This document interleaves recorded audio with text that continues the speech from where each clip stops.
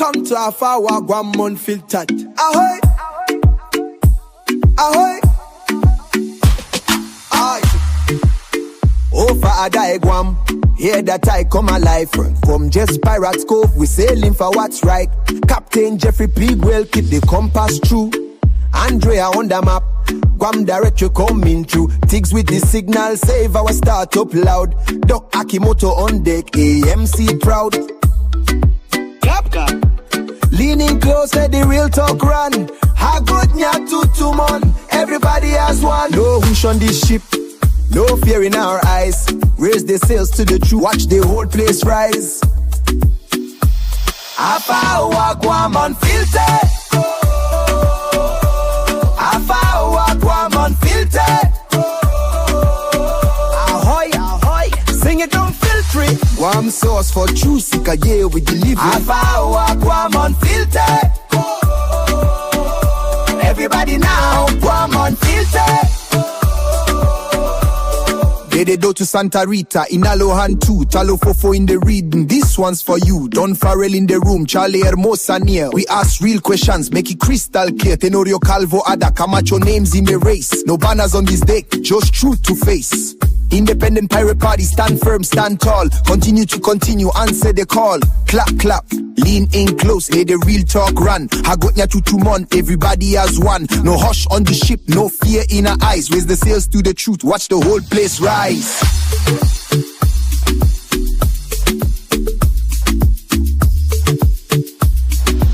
Hafa Hour, Guam Unfiltered. Hafa Hour, Guam Unfiltered.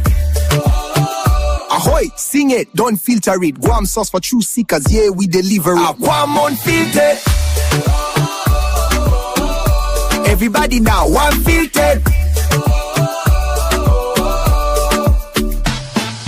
White ladies bridge when the night wind blow. Truth don't scare when the truth must show. Chief Gadao and Matapang, strength we carry on. Sarina in the tide sing, Guam sing along.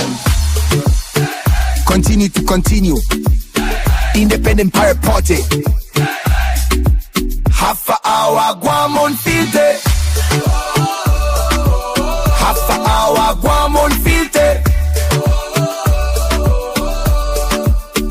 Ahoy, sing it, don't filter it. Guam sauce for true seekers, yeah, we deliver it. Tune into Hafa Hour, Guam.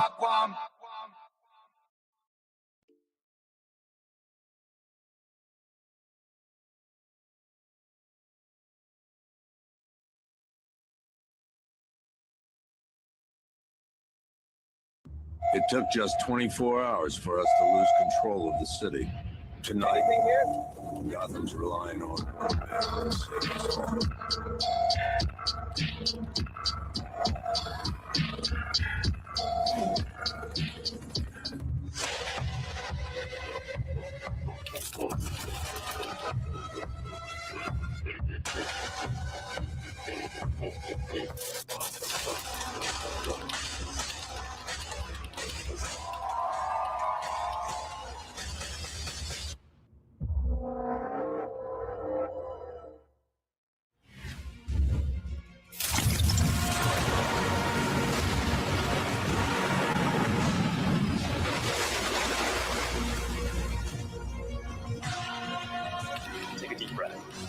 exactly what happened. We were outside the outlets when someone tried to...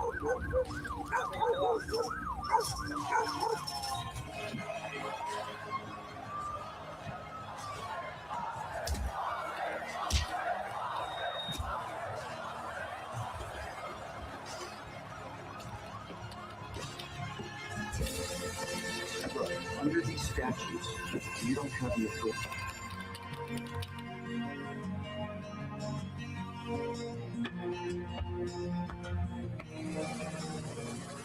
Binge.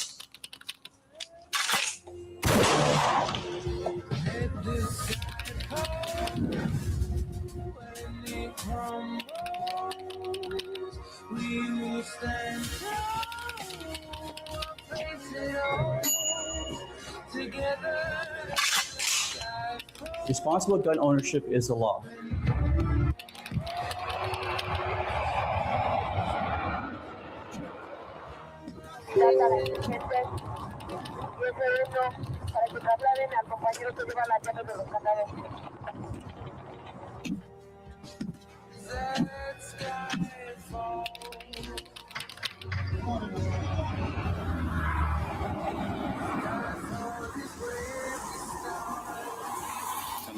Coming from that appellate. Now, before they realize what we know. I understand the.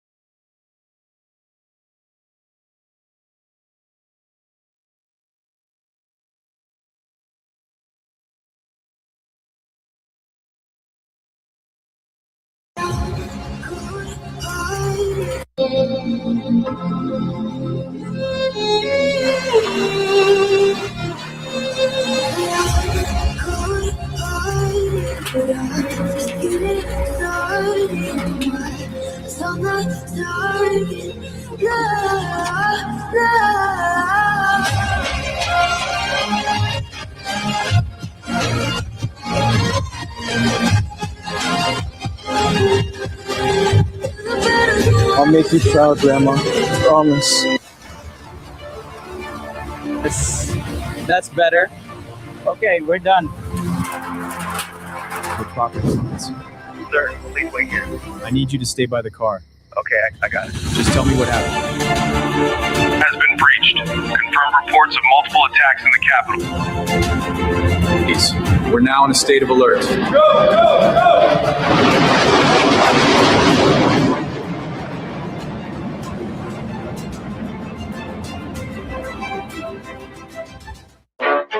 You ready? Let's go! Yeah. For those of you that want to know what we're all about, it's like this, y'all. It's your record. I cannot get it out in the mail tonight. Concentrated power of will. 5% pleasure, 50% pain, and 100%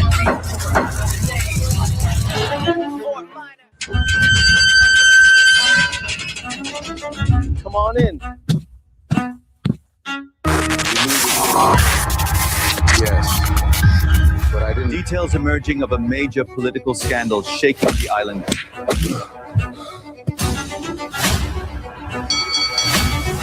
But I didn't expect it here. Where else would it be?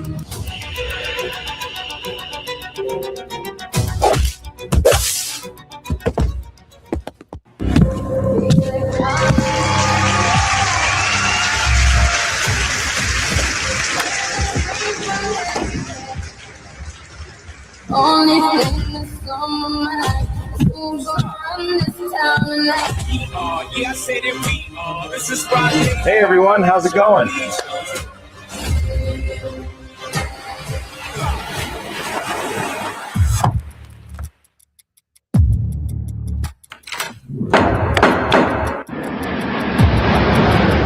Sorry, my dog. You're being indicted?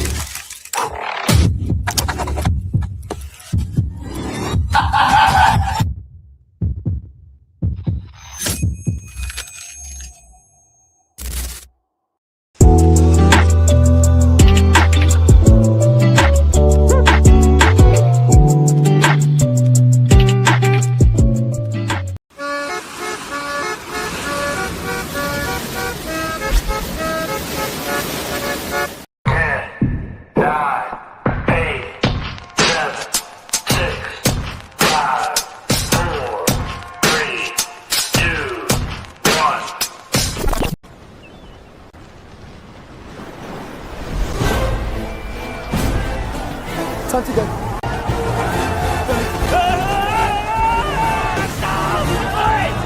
A few moments later.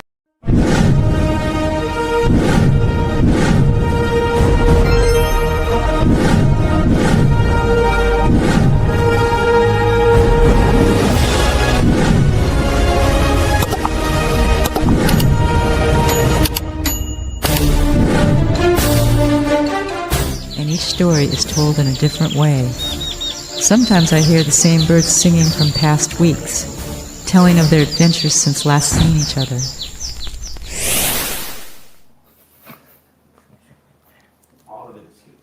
Good morning, everybody. It's April 26, 2026, and we're here at Jeff's Pirates Cove in beautiful Ipan Telefofo, Guam, USA. Episode 40, Season 2. We got some great guests here for you today, and we're going to have a great time talking to them. By the way, Mother's Day is coming up, and we have a great buffet for you lined up. Please be watching our Facebook for that. So first, Ray's here, Dave's here, Will's here, and the doc is here, okay? And first one we're going to talk to today is Dave Sablan, my friend from long time ago, an advocate for many great, interesting things for Guam. So Dave, tell us a little about yourself, okay? Okay, well, I've been a businessman on the island for more than 50 years already. Started my career with Atkins Pro in the automobile business, then I switched over to the commercial division, selling hotel and restaurant supplies. Did that for about, total career at Atkins Pro was about 14 years, and then I moved to Baba Corporation, entered the tourism industry, and actually, when I was with AK, when I was doing the hotel and restaurant supply, I was also a member of the Guam Contractors Association. Yeah. Believe it or not, I'm not even a contractor, I'm not an engineer of any sort, but I was the president, actually, of the Contractors Association, and so ran it for several years. And then when I was with Baba, I was in the tourism industry, so I served on the Guam Visitors Bureau board as well. And in early Atkins Pro, I was also chairman of the Guam Power Authority back in the late 80s into the early 90s. So I did a lot of that. Actually, I counted all these different commissions and boards that I served. There's like 13 of them. So I think I better retire. But when I was with Gura, they wanted to put me in jail, you know, and I had to fight that in court, and I won. So why did they want to put you in jail? Well, you know, they were saying that I was corrupt in giving contracts to people that were friends of mine, because we have a program at Gura where we can actually build housing for people that you know, need help financially. And so we were giving what we call the low-income housing tax credit program. Yeah. So we were giving all these contracts away. I mean, we followed exactly what is required. But there were some people that probably didn't like me and wanted to, you know, put me under the bus, so to speak. But I didn't allow that. I took them to court.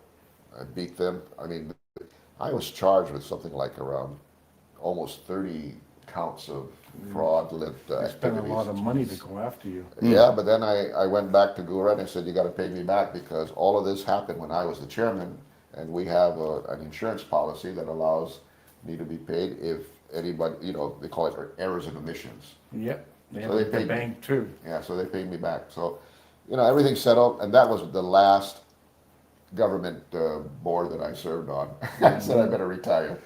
You know, which I did, but then I do a lot of work for companies out of Japan who are involved in the military buildup here, selling a lot of steel products, and so I take care of them, make sure that they know how to deal with the American contractors, because when you go into a meeting with these American contractors, they talk very quickly, and the Japanese unfortunately cannot understand what they're saying, so they depend on me. So after we have the meeting, I take them over to the hotel lobby and I explain everything that occurred during that meeting. And then, you know, they understand. And then when they're going to write to them, the Japanese have a certain way of, if you're a very high level company in terms of sales, and you're dealing with a smaller company, you can really push them. But I said, it doesn't work that way. Everyone, small, big, or whatever, in the American system of business, everyone is an important customer. And so how do we deal with these companies, Dave? And I said, you just deal with them as if you were an American company, you know, equal, but they're going to buy something from you, so they're always right, you know, and make it work for you. So I advised them in that, and you know, they're very successful. That's good to hear. So today we're going to talk about waste to energy. Okay, that's another thing I used to do. I still do, actually. And what do you think now we should do for Guam? I mean, there's somebody here now talking about waste to energy, right? Exactly. In fact, I talked to Ray a couple Just the other days day. ago. Yeah. And I said, you know, why did it take for somebody from outside to come and say everything that I said over the years, and then now we're going to work on it, or maybe consider it? Well, I think when you were doing it, which was way back when, there was too much politics involved, and people couldn't digest that, and they didn't feel that we were going to come out all right. Yeah, you're absolutely right. You know, I was hired back in 2006, was it, to try to promote it because it was a new technology. Nobody was. I think it's great, really. It is. We burn our trash. Many of us, you know, burn our trash in the backyard, right? We try to avoid, of course, EPA looking at the smoke, but we do that. So a lot of the people at Guam fully understand how it works. The thing is that when you're doing it as a commercial operation, then of course you got to consider all these regulations with the EPA, and you know there are people that are involved in that industry, so you can certainly bring them in. We're an island, and what made me support this project is the fact that when I was chairman of the Guam Power Authority, I went to Japan and I saw how an incineration waste to energy operation worked in Fujiyama City. And it was a building right smack in the middle of the city, and the trucks would go in the back. They would dump it into a pit. I stood over this pit. I couldn't smell anything because there were you know, some holes in the wall that pulled all this smelly air and wrapped it around the incinerator and killed all the bacteria, and then took that hot air and sent it over to a botanical garden and a swimming pool in the city. So, you know, I looked at that and said, well, this will work for Guam. Now, I was with actually, at that time, the late Senator Joe San Augustine was with me. Senator John Parkinson was with me.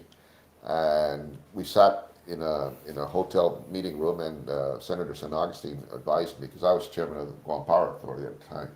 He said, you don't want to push the electricity part. And he was correct. Push the trash part.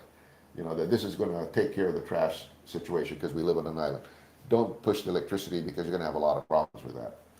And he was absolutely right, because trash is the issue. Even with the waste energy facility, we're dealing with trash and getting rid of it. And it has nothing to do with the electricity. It's a byproduct. I mean, you can have an incinerator without the electrical aspect, you know, but with us, might as well get as much as we can out of it. Well, right now, we're hearing that the dam will get filled up. Yeah. Especially since the typhoon, there was so much more trash generated that, and I think that's kind of hard to digest. Just keep burying this trash and burying it. If we could not only burn that, it and find, you know, ways to get rid of these vehicles that way and things like that. The other thing that we have to be mindful of is that when you put solid waste into a landfill, it's going to be about almost 50 years after it's, you know, you've reached its maximum capability. You have to monitor that for about 50 more years as the trash decomposes, because it produces methane gas. So you got to burn the methane gas as it comes out. Otherwise, it'll, you know, affect the ozone layer of the atmosphere. The ODA dump itself secreted so many things into the river, and, you know, there's so much problem. The old ODA dump, exactly. Yeah. Of course, we didn't have an EPA back then when it was open. No, and it generated a ton of the methane that we never, there's subterranean fires. I don't think we ever put them out. And the poor people who lived in Orda, Chalampago, you know, got the brunt of that. But we do need on an island, you know, an incineration, because we reduce the solid waste volume by about 90%, which means that you burn 100% of ash, trash, and you get 10% of ash come out of the incineration plant. Well, I've seen where they make bricks in some places out of the it can be mixed in with the ash can be mixed in with the asphalt, and you can put it on streets, and then you can also use what we call the fly ash. So as you're burning the waste, some of the ash would fly up, you gather it, you put that into concrete mixtures, and you have really solid concrete. You know, you don't even have to use sand. You can just use that. And I know that for a fact because I sell that. And I bring it in from Asia, and I sell it to the contractors who are involved in mixing concrete, you know, for a lot of the projects. And, Would you and we're reckon- talking tons, Jeff, Yeah. of that stuff. You think the people from Japan would come here and set this up for us? Well, I've signed non-disclosure agreements with a couple of companies already. I can't really disclose too much about that, but they're waiting for the government to honor the contract that was negotiated already. We had to make an amendment on the contract under the Eddie Kawa administration, which we did. But it was ordered by the court, by the way. So the court reviewed the contract, it is valid. Okay, but there was a provision in there dealing with liquidated damages that the court wanted us to clean, otherwise the contract was unenforceable. And so we did call back, the Eddie Kawa administration, and we went into mediation. We cleaned out that provision, but Governor Cowell left office before he could sign the amended agreement. And it was just that one provision of the original contract that was passed or was negotiated in 1996. That's how long ago this whole thing started. Jeez. And then now I'm trying to deal with Governor Leon Guerrero, but unfortunately she's not in favor of a waste-to-energy facility. So I tried. Any reason why? I don't think she understands it completely. I think she just doesn't understand, and she's kind of afraid that we're going to pollute the air, the atmosphere. But I've explained to the public that if we do that, then EPA will come in and penalize the company.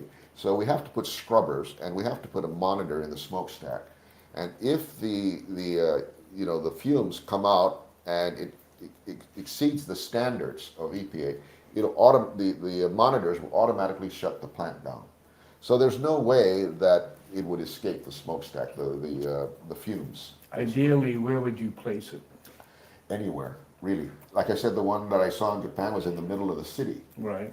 And because of the fact that you're cleaning the exhaust, through the scrubber system, you can put it in the middle of a gang if you want, make it look like a nice office building, and just make the trucks go to the backyard there. Taki Island might be the place. Simply put Actually, all our crap there anyway. Doc, I was talking with, at that time, it was Mayor Melissa Savares in Dedido. Yeah. She says, Dave, bring it over here. And Put it in her backyard. Yes, because she wanted, there was about 60 people that are going to be employed, on average. And she says, bring it over here. I want my constituents to be employees of your company.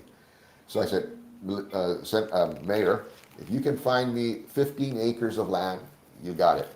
And it actually makes a lot of sense to build the plant close to where all the trash is generated, so you don't have too far to go. Right now, we're bringing trash from the northern substation. It goes by here every day. And we're talking about trucks. 10 to 15 truckloads going by every day. And they never fixed the roads. They were supposed to widen the roads, make it safer. Does G4S still escort them?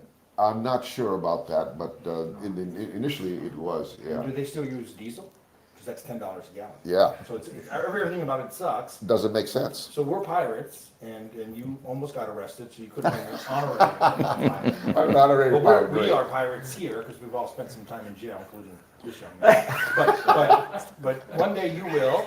And one of the credos for pirates is to ask for permission or for forgiveness rather than permission. That's right. So basically, you've been doing this for a long time. Apparently, Right. you have a court orders that mandates that your company or whoever you're The contract is valid. Yes, okay, so yeah, you're doing all things the right way and you still get punished. Right. But you are even more impressive in person than you're on ratio.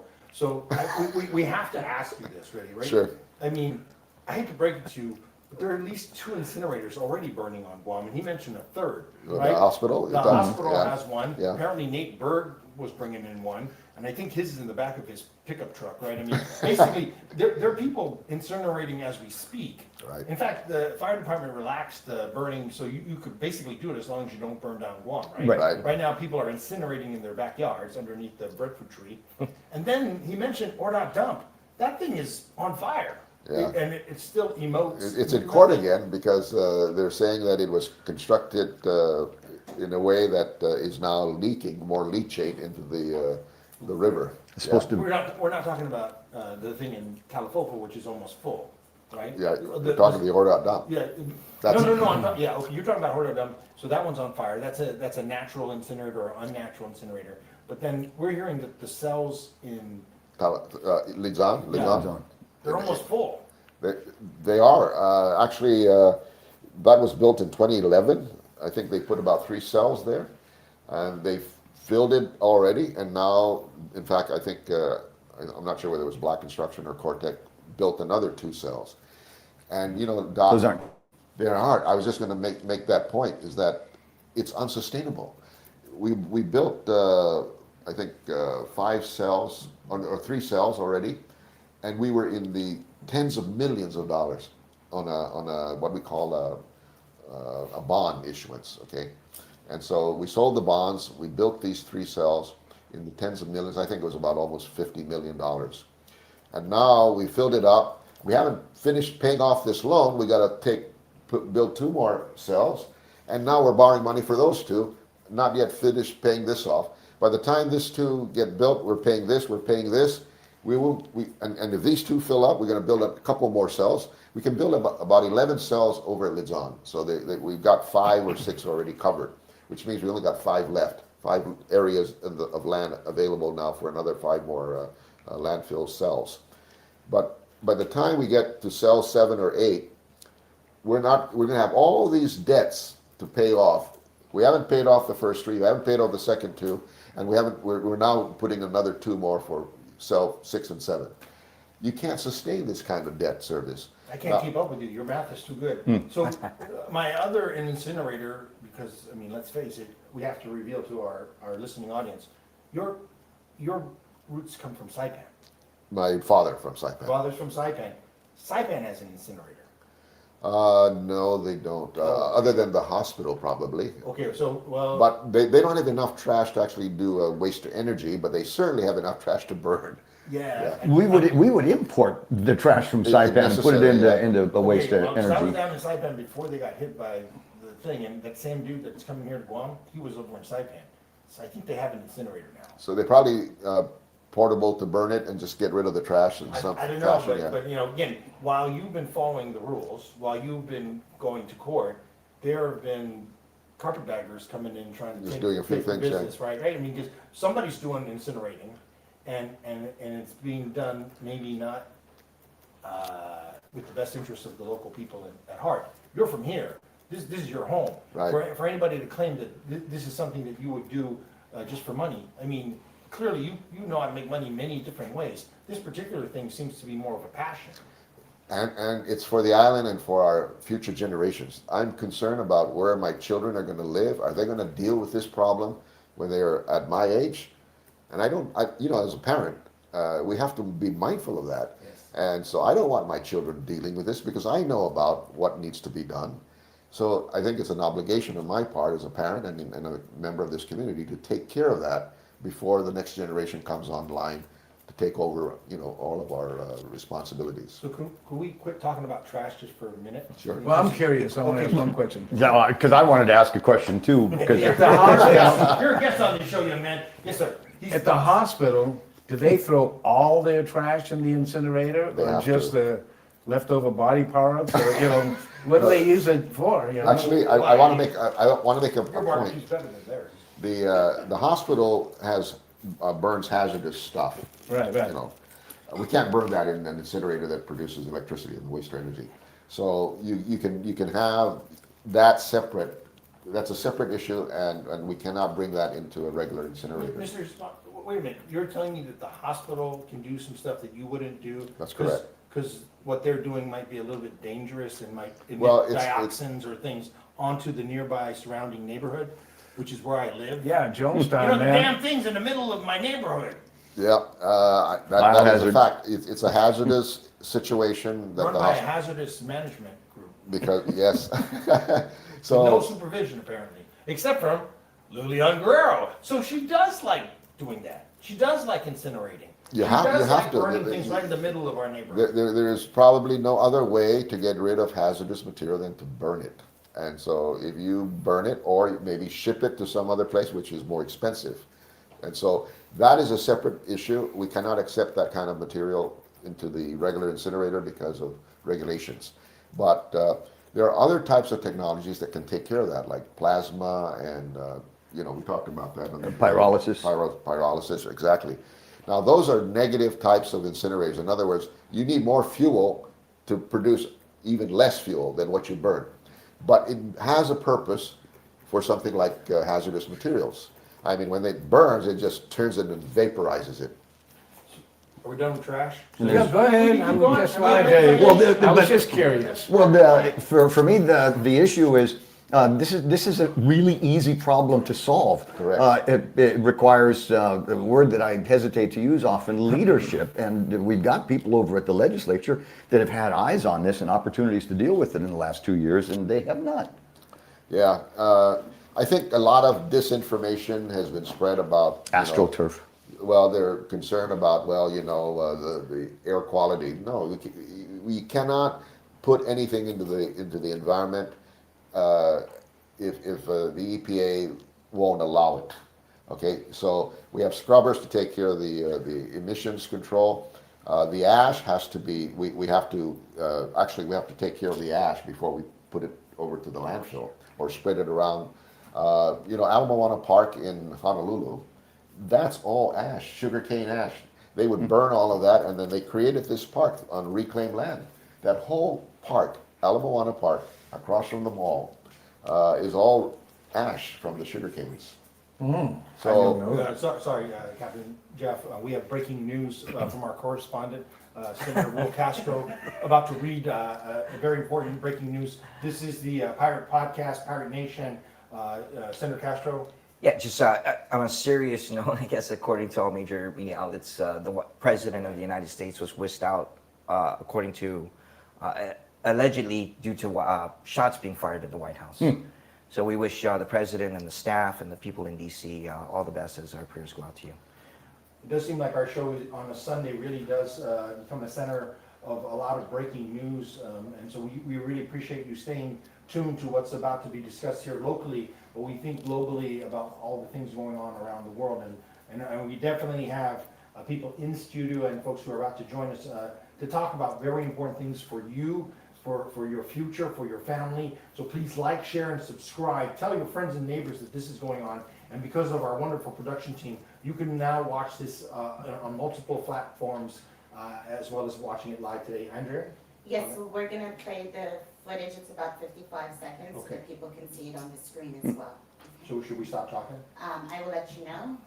Okay, so she's setting it up, and so you're getting the news as we get it, and then again, we are talking about a very important issue. We have other guests in studio who are going to talk about equally important issues, but if we could just acknowledge that Mr. Sablan, among the many things he does, he knows how to be a private business person in a very hostile governmental environment. He's been attacked.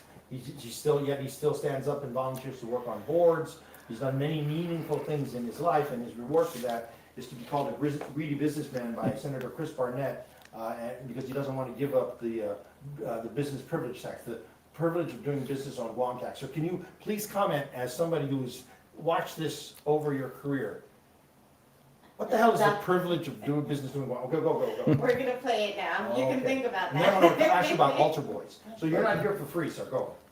Okay, we're going to play it now.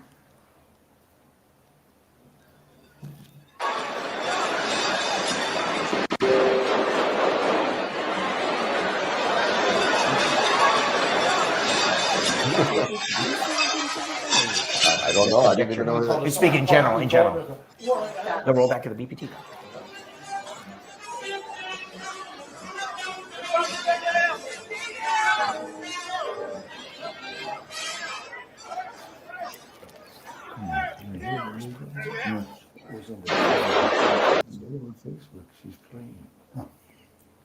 All right, okay, we're back on.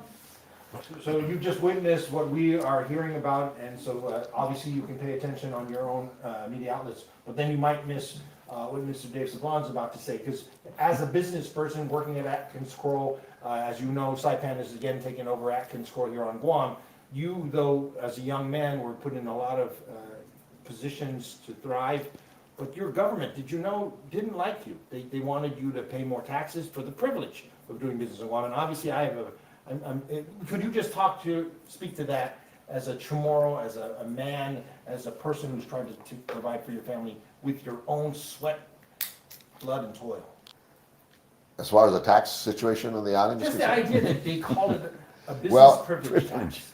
Yeah, I think it's a misnomer in my opinion. You know, it's a penalty, maybe a business penalty tax is what they should call it. Yes. Rather than a They privilege should call tax. it that, yes. That's right. Where's the senator? There's a lot of senators. Yay, business penalty tax.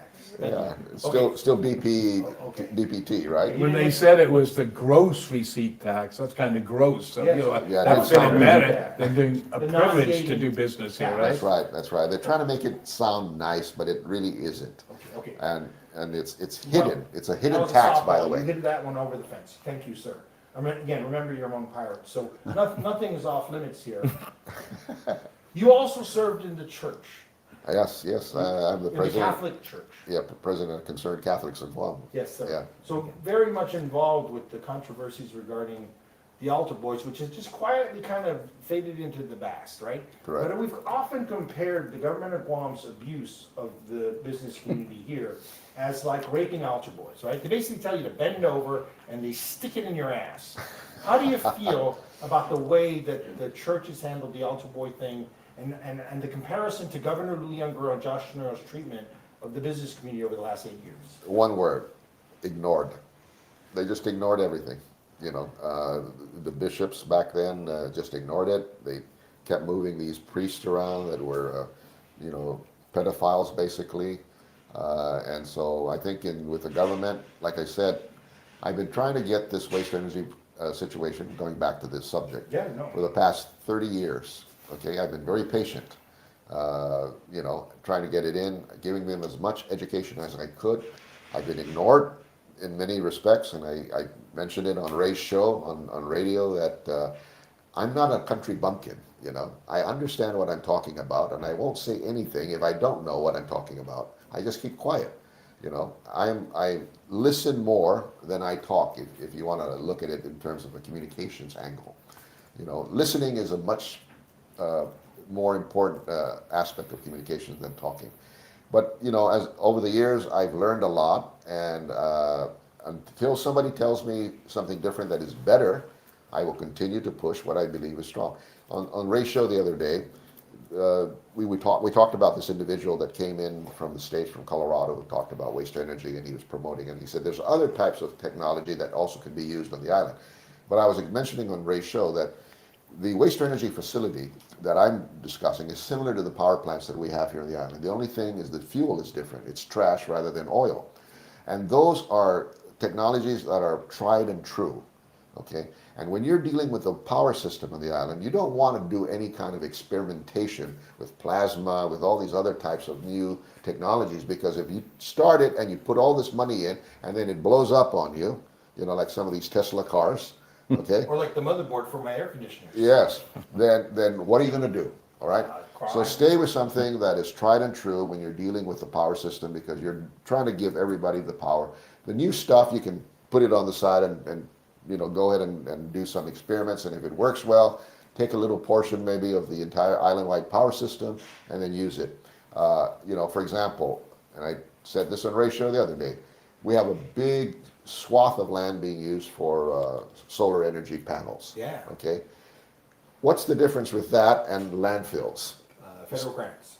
Yeah, exactly, subsidized. So everybody wants to get into that business. But the amount of land that is used is similar to a landfill. So what are we trying to do? You know, we're going from one problem to another problem. And we're in an island where the humidity coming from the ocean and after typhoons are going to put salt spray onto those panels, which means that if you've got, you know, 30 acres of panels all over the place, you're going to have a lot of people go there and try to, you know, put Windex on it to clean it down, right? And so it doesn't make sense. And I was telling Ray, where it makes sense, and I studied this, and I was involved in a lot of meetings with the American Public Power Association when I was a member of the board. I said, it's great in a desert. 5%, humidity. 5% inches of rain for the annual year. No humidity, very dry weather. All you have to deal with is dust. And with dust, you just take a hose and just spray it, and then it cleans itself. So it makes sense in the desert, but not in a humidity area like we are here close to the equator. So solar panels can work for individual housing, but not for putting it into an island-wide power system. Maybe a small percentage could work, but not some of the things that we're experiencing now at Marble, in Arahan. You know, stay with waste energy as a technology that is tried and proven. You're only changing the fuel. The same kind of combustion turbine engines you're using for the generation, but you're just changing the fuel with a little adjustments, because you burn the trash, you boil water, you create steam, the steam turns the turbine, and you've got electricity. Maybe not as much as a regular oil driven generator, because the objective really is to burn the trash. You know. Get rid of that. I'm really impressed with how much you thought this through. I mean, again, if this was a science fair project, I'd give you at least second prize. Right? Yeah, no, at least B+. But the point is that it's a good thing you started when you were young, right? Because I mean, this is taking a little while. People have ignored you, tried to ignore you. But have you noticed people are running to you now? We're the ones calling you to come on the show. You're sitting next to a governor who I think is very, what do you call it, sympathetic to her plea. I think you're starting to convince Mr. Castro. He's probably just as old as I am. Well, and that's the thing. Both of you have proven the thing is last man standing. It's not always what you know, but it's how well you do what you do and how long you can do it. So I think... there's a term in business for that, Doc. No, I don't know. It's called innovative diffusion. That sounds... Is that a major? Can you go into the major of innovative diffusion? What it is that there's a cycle of knowing and educating people, and then it gets done. It could be within a year, and it could be like 30 years. But you go through a process where people are against it, and then as they get educated and little by little people are being informed about it, then more people start to join, and before you know it, you got the whole population convinced. Hey, that sounds like the Roman Catholic Church. It really been a pleasure to talk to you today, sir. I'm so glad you came in the studio. You should have your own show. You probably will the same thing. You're doing this, showbiz, everybody. It's not just a podcast, it's a channel. I think because we have so many other guests, we're going to need to cycle out. Any last words, sir? No, I'm so happy that I'm having this opportunity to talk to the public about this. We have people that are already doing it in different countries, and we're an island, and we should adopt that same system. I'm all for it, I'll tell you. I really have always felt that way, but just like it happened 30 years ago, politics stops everything on Guam. That's right. And that's why Charlie and I are running, because we want this place to be business first. Correct. People will benefit, guaranteed. The way it is now, it's people first, and nothing gets done within the government itself. The people in the government, they've taken us on a ride, to me, for 40 years, since I last ran for governor. What bothers me as well is that some of these people that are in quote-unquote leadership positions or in servant positions, I prefer to call them, because they actually serve us as the public, yet they think that they're the leaders, which they really aren't. They're supposed to listen to us. Right? No, we're supposed to tell what we want, and they're supposed to accomplish it. Yes, not exactly. them tell us what we need in our lives. They are our representatives. It's the reverse situation here. Well, that's why we're running. You're on the right track, Jeff. I can tell you. Charlie. Thank you. The Lieutenant Governor is in studio, so let's rotate through, because we only have so many microphones. In fact, you can do something about that. If you love the content on this show and you love the guests that we're bringing in, please like, share, and subscribe. And if you'd like to leave us a generous monetary donation, perhaps the whole of your real estate and estate, please talk to our producer, Andrea. And we definitely are excited about bringing Lieutenant Governor Charlie Hermosa into studio. He has some breaking news, I think, from Beans and Barrel about a successful petition drive that was done just this past week. So thank you very much. Thank you very much. Mr. Chairman. I'll see you in a bit. Mr. Sablan. Great, good to see you. Can we slide down? Jeff, You're great, Go in the Dave. middle. I appreciate you. Anytime. When Dave was at AK, I started buying cars there. Okay. I knew him then, and I saw him in Saipan when I visited there sometimes. I had no idea that he. Atkins Kroll is one of the oldest, if not the Hi, oldest, Charlie. company on Guam. They started off with okay, guys. You can kiss and greet in the restaurant. In fact, the rest of you can come and kiss and greet with them in the restaurant. We are 0 degrees of separation. The barbecue is fired up. Wagyu burgers are on the grill, and there's ice in the urinal in the main men's room. I don't know about if he does that in the women's room anymore. We're getting some complaints. There's no urinal in the women's room, okay? So there's no ice in the women's room, but it's a very clean bathroom. The cleanest one down in Eaton, at least a commercial one, right? So come on down, but enjoy the crowd. Look at these people in the studio. You're going to want to meet with them, and it is open for business, as it is every day, right, Jeff? Yes, sir. Mother's Day coming up. 365. How did the last brunch go? Because I thought your price point was a little low. It was only $30 for the buffet, Amazing. and Amazing. we served 300 people, and it went well. Wow. I mean, everybody was happy, and I didn't make as much money, because usually I lose money on these things, but I'm good with that. I mean, as long as people come back, that's my main thing.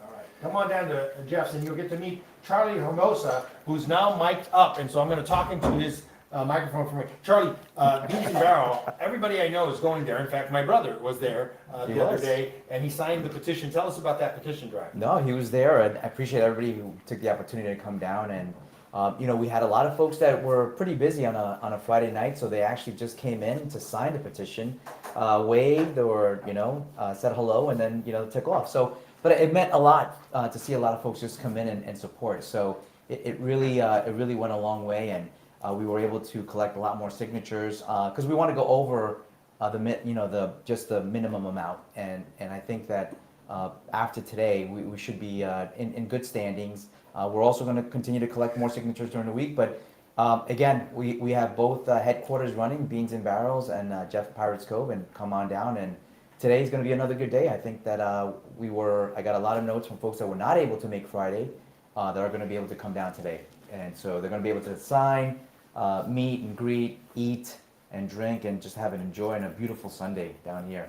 I got people excited all over the place, and one of the great advantages of this particular gubernatorial team is they're engaged, right? I mean, they're open every day. You don't have to wonder where they are. Charlie just opened up his Beans and Barrels, so he's there a lot, but he's also doing a lot of other things, so come and talk to him. And then Jeff, obviously this is the iconic destination on Guam, and it's a place where if you need to hear about what's going on the island, because really the media is limited, and the thing is communication is key. You got a lot of folks coming here from off island, and they heard that Jeff's is the place to go to get the real news, meet people who are the newsmakers, and a lot of people who are very, very expert at how mass communications is done on Guam and in Micronesia. And in studio today, we have the guy, the man who really is the voice of Guam, and someone who probably, when the White House or news correspondents need to know about what's going on, they call Ray Gibson. Ray, welcome to the studio. Thank you. This is an amazing thing to have you in. Do you feel a little uncomfortable that now you're about to get interviewed by the pirate and by Charlie Hermosa, or do you like it the other way where you're in charge? I can handle pretty much any scenario. I think I'll be all right. Yeah. I mean, so you notice you're in between the two of them, and they've got a lot to tell you. Well, we've been side by side for a long time. I'm not wearing it today, but I was wearing it yesterday. Have you ever been this close to his hairy axillary? I was going to wear our protester shirt. We made protest shirts back in the COVID time when they were basically using the Constitution as toilet paper. Right. And so we were out there protesting and trying to get businesses that shut down, that were shut down by the government for, hindsight being 2020, for absolutely no good reason. Very noble, very noble. But again, you're in Jeff's bedroom, and so we have to really ask pointed questions for the purposes of our audience, the diaspora, and those local people. I thought Will was going first. We do. We go, oh no, you're going first. Oh. So the thing is that because this is all about disaster recovery. Will will be that cleansing aperitif that we have at the end of dinner, because he's going to talk about some future things, positive things. But you, sir, you must have watched this whole disaster, Sinlaku, right? And then remembering how things went in Mawar. There was a moment in time when we were wondering if we were going to be the ones to get whacked. Correct. And I remember after Mawar, it was only Yo that was telling people what to do after the storm. Everything was down. So Docomo was flattened. PCA was spotty. The government had no clue. Please tell us your perspective post Typhoon Recovery Sinlaku vis-a-vis Mawar? Okay, so making the comparison, and I'll borrow a line that I got from Simon Sanchez on the air a couple of times in the last week and a half or so, is that every storm has a different signature. They're all different. It's hard to be able to do an apples comparison from one storm to the next. We were the only ones on the air for a while after Mawar, and that was honest, blind luck. So there's preparation that's done. Usually in February, March, I start thinking about hardening because I know that we're going to have a typhoon season starting usually in May. But this one snuck up on us rather early. But I call my generator guy, call the air conditioning guy, call the fuel guys, and start making arrangements to make sure that our external facilities are as hardened as possible. So that was the case. Mawar, the only reason why we couldn't go on the air right away was because the generator was down. And I was able to find the manual for the generator and looked up the particular alarm condition. I said, okay, how do I fix this? And the manual said, press off and then press on. You're kidding. It's simple. It's not that simple. And I pressed the button and the thing roars to life and all of my systems came back up. Most of my systems managed to come up. The only thing that we missed was the phone lines and the internet. We couldn't get those up until we actually called IT&E to move the fiber from one building in the old iConnect infrastructure over to my building. So they did all that and we cut things over. And so for the most part, that part of our infrastructure stayed working. But I think in terms of what, it's the after action, right? So I think there were a lot of people that we're just saying the inaction, right? Because not inaction like in a bad way. Mm-hmm. You were doing stuff before the storm like you're supposed to prep, do, right? yes. How much did the government help you? Oh, zero. Nothing. Absolutely nothing. You're the major news source on Guam. So the Civil Defense, Homeland Security called us in. This is in the middle of recovery. I got a quarter tank of gas and the lines are long. Yeah, afterwards. And they called us up to the headquarters and says, how can we help you? And every single one of us, all of us in the media, we were all there at the same time. I said, we need fuel and we might need to have, for our people to get access to gasoline so they can come back to the studios and actually do work. And there's all these people writing stuff down. There were the ones who were stealing $1 million in overtime? The same people that are going to go to federal prison because they're a bunch of crooks? There might have been some of those people in the room, but at the end of the day, there was no follow-up. There was no, okay, we're listening, and this is where you get your gas, this is where you get your generators. Where do we pull up our generator? We never got any of that stuff. So you got no help from the government? No. Not before, not during, or after? No. Fuck you! That's one. Is there a swear jar here? It's full. It's full now, isn't it? Hi, jerks. That's the thing. Saipan is going through hell, but those people are helping each other. Man, they're the definition of help you. You're the definition of fuck you. You've got all the resources. I heard it so many times. Yeah, we got everything in a warehouse. Oh, we've got everything over at Northern Public Health. Nothing for the people that were actually living the nightmare, which was Mawar. Okay, so fast forward 3 years almost, and we got hit with Sinlaku, sub-typhoon strength winds. We had a few gusts over 80 miles an hour. But dude, no, before that, we were going to get whacked with 150 miles an hour. Well, so did they call you and say, hey, we fucked up the last time? No. I didn't get any. I didn't get any of that. But I do want to make it clear, though, that there was at least one organization that stepped up. Guam Power Authority. Thank you. GPA. I mean, as they have for the entire community, and getting everybody back up inside of a week is nothing short of miraculous. If this had been the same kind of storm 10 years ago, I think we'd still be bucket flushing and charging. I don't know why people are happy about the fact that the rest of the government took the day off, right? I don't know why everybody's happy that the government, they took like 2 days off before the storm actually hit to prepare themselves, to go steal generators for themselves, to fill up water for themselves, right?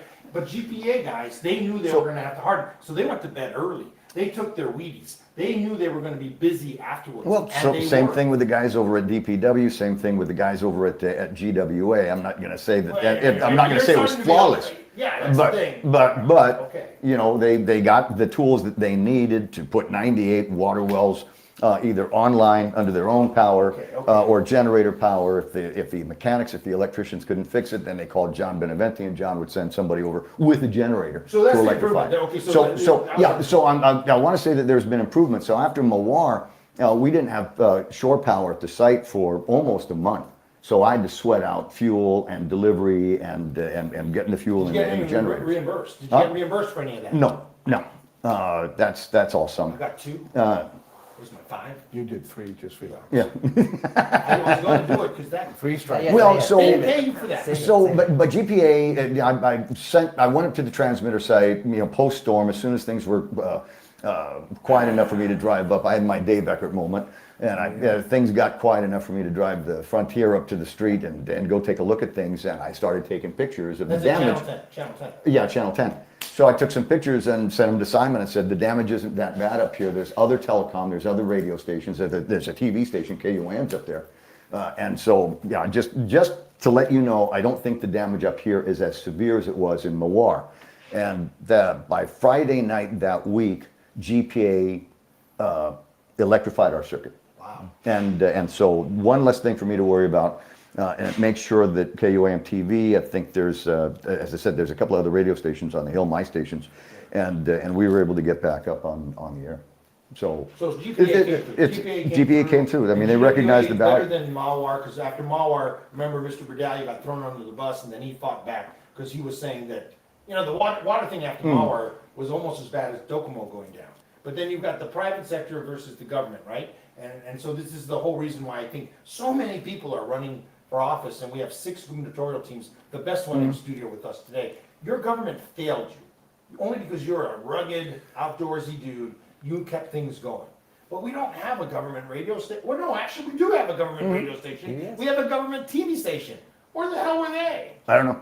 Oh, they're actually in the bar. A lot of them are actually sitting in the bar. So, hi, guys. I mean, again, I don't think it's optional for the government to get themselves running in the middle of a typhoon. What do you think? There are services that still need to be delivered to the people, but the How will they get delivered if there's no communications? Well, who's doing the communicating? It's supposed to be the government. So, there's actually a director of communications with a whole bunch of other people that work in agencies, and they all make $85,000 a year rate. There's I've got to say, not trying to defend anybody, but I thought that they did a fair job over at the Joint Information Center. There were. You mean the one that ripped off $3.1 million in overtime? Notwithstanding that, and they've got a different way that the system is set up, so PIOs from different departments and agencies will sit with the resource agencies, the Power Authority. No, Crystal Paco. I know, we don't know who it is, so it's John Ryan. I don't believe you. It's John Ryan. Who? John Ryan. I never heard of so him. So the thing is, John Ryan made no presence in this storm. I'm not reassured by John Ryan. So I'm trying to think of Leon Guerrero. What's his name? Phil Leon Guerrero. He used to work with me over at K57. Yeah, we had Phil on, and so he knew what I would be looking for in terms of information on the couple of times that I reached out to him. But the Joint Information Center was pretty good. I want to say that they'd sent out 13 or 14 publications a day, updating people on what's going on in public health, what's going on with GWA, and then they switched over to a response. Dude, that takes 45 minutes. To update that stuff, it's just, cut and paste, press send. Don't give them too much credit. They weren't out in the field. They weren't making sure that the radio station that the government owns and pays for, or the TV station, was communicating with people that didn't have access to radio. I didn't have any problems reaching out to anybody that I couldn't get my hands on one way or the other. But I think what you're saying is, and some of the things that we heard was the fact that a lot of folks didn't have connectivity, right? So they couldn't get the messages, like they couldn't get physically the things that were being sent over WhatsApp. It was all internet. It was all internet based. So John Ryan gets a big F, and by the way, he makes more than $85,000. He's making $120 to do very little. So besides the radio, in which I actually went to a home and they couldn't fire up this mechanical radio that they had. Yeah. They had no other ways to listen to what's going on. Right. So it was, that was the first time I was like, wow, kind of going back to the days when you didn't have email and you didn't have, Those days, that was last week. It was 2 weeks ago. No, right. So the question is like, how, if you don't have that, if you pretend that everybody has the means to be able to receive these via WhatsApp or email, what is the alternative? There's a lot of that's why we try to stay on the air. So we want to stay on the air on an actual radio station. Right, Ray? You didn't have to show up to work. You've got your own problems. You're a private guy. Yeah. You're the greedy. Greedy fuck. You just took the place of the other greedy dude. Right. So, so for me, it was, that's what we do. We do it as a service. We, is in the public interest as a public trustee. We use the airwaves that are public, and so there's an obligation. There's an understanding that I'm going to be there when the lights go off. But the transmitter only goes so far. Even though we're any speaker anytime, any screen anytime, it comes down to your ability to be able to turn that thing on and watch us just like this. And so a lot of that goes back to connectivity. And I think one of the things that people learned over the last 3 years is that our systems are not bulletproof. IT&E learned that, Docomo learned that, GTA learned that. And I think everybody on Guam learned that. And all the people that went to Home Depot and bought those little Starlink minis, learn their lesson. You're doing a commercial for Elon Musk. We must stop. Because let's just say, right, this was supposedly a natural thing. Although there is a theory that there's a lab in Wuhan that actually created this storm called Sinlaku. Do you believe that? No. Conspiracy theory starts here. We're going to do chemtrails now? No, that's the thing. Is that the typhoon shouldn't have happened. Wrong time, wrong path. Looked like it was intentional to take out Anderson Air Force Base, but it missed. But this is the reactive notion. So if we understand that at some point the connectivity is going to go down, radio is the only way. Why isn't that part of it? Why isn't that part of the landlines work? Like why would you know that? Yeah, GTA wouldn't tell anybody. Well, there was homes that. But now, why is it that we wouldn't put that as a priority on radios? Making sure, reaching out to radio. Do you have enough fuel? We'll give you extra gallons to make sure that if something happens, you're firing away the news. Are you asking a question? No, I'm saying that this is what. That was rhetorical. Should yes, that was a rhetorical question. But let's ask the real question because otherwise, or even just get Ray, the radio. why isn't it like that? You've been doing this for years. So you were here in Pamela. It's a transition of technology, and so AM radio, and in particular the signal that originated right up over there in Menengan. AM radio is very expensive and very technical in its nature. You got to have a big tower with a big stick and a big transmitter that's attached to it. Music. And country music. But except for a couple of religious stations, there's no big AM boomer on Guam. And FM, it can travel, but only until you can't see the tower anymore. Line of sight, right? Yes. So, but AM goes around the mountain, through the mountain. Through the mountain. Yep. But that's the thing is that country music, big where I was from in Minnesota and Kansas. So you can hear it for miles, right? Texas. You can Oh hear yeah, it. big clear channel, 100,000 watt AM station. AM is very, very necessary in rural areas. So we run into the other problem after that, and anybody in the room got an actual AM radio? Yeah, I do, but I have to put batteries in it. So the thing is that was another factor. Voice of America. That's another factor. Well, that's shortwave radio. That's for all intents and purposes, shortwave has been dead for a while. Well, one thing that I keep thinking, and I've heard from the different communicating networks, is GPA needs to take care of the radio stations and take care of the buildings that house the generators that run the communications and put them online right away after the storm. So people can use their phones, so people can communicate. And it should be a priority. I mean, even back in, what was it, Typhoon Pamela, right? I was working for KETB, AM station. Yep. We were on our own. The government didn't come help us. And this is the thing. The government looks at the private sector, not as the enemy, but with distaste, because we might criticize the government, which we're supposed to do, but not on Guam. You're not supposed to do that. Because you're criticizing royalty, okay? I know, but no, I know it's our money. We're overtaxed payers. I know that. Servants. Well, I got something, guys. Go. Okay. We know we've been talking about this for a long time. There's actually already in existence right now, millions of dollars have been spent on emergency alert systems. Yeah. And if you go and speak to the legislature, they get those notifications in real time. They do. No, well, I don't know about Will. I don't know if Will knows. Well, he's but not a senator yet. Tello, I know she knows. Why don't you tell me? Well, because tell it to me, Tello. Listen, Doc, it actually already exists. Well, I know. So we're part of the EAS network. See, We're part of the EAS network. I don't recall getting an emergency alert. That's crazy. It's not used. There's two things. The technology. Give it to Ray. It'll work. But the technology already exists. And Give him they have that Give him the network. money. Let him do it. So you can also buy an EAS radio. You can buy a weather radio, AM, FM, EAS, and when Starlink. when an alert is sent, it will automatically unmute the radio. And this is a perfect example, right? So if the system is in place, we do this a lot. What? Like Buy across stuff and don't use it? exactly.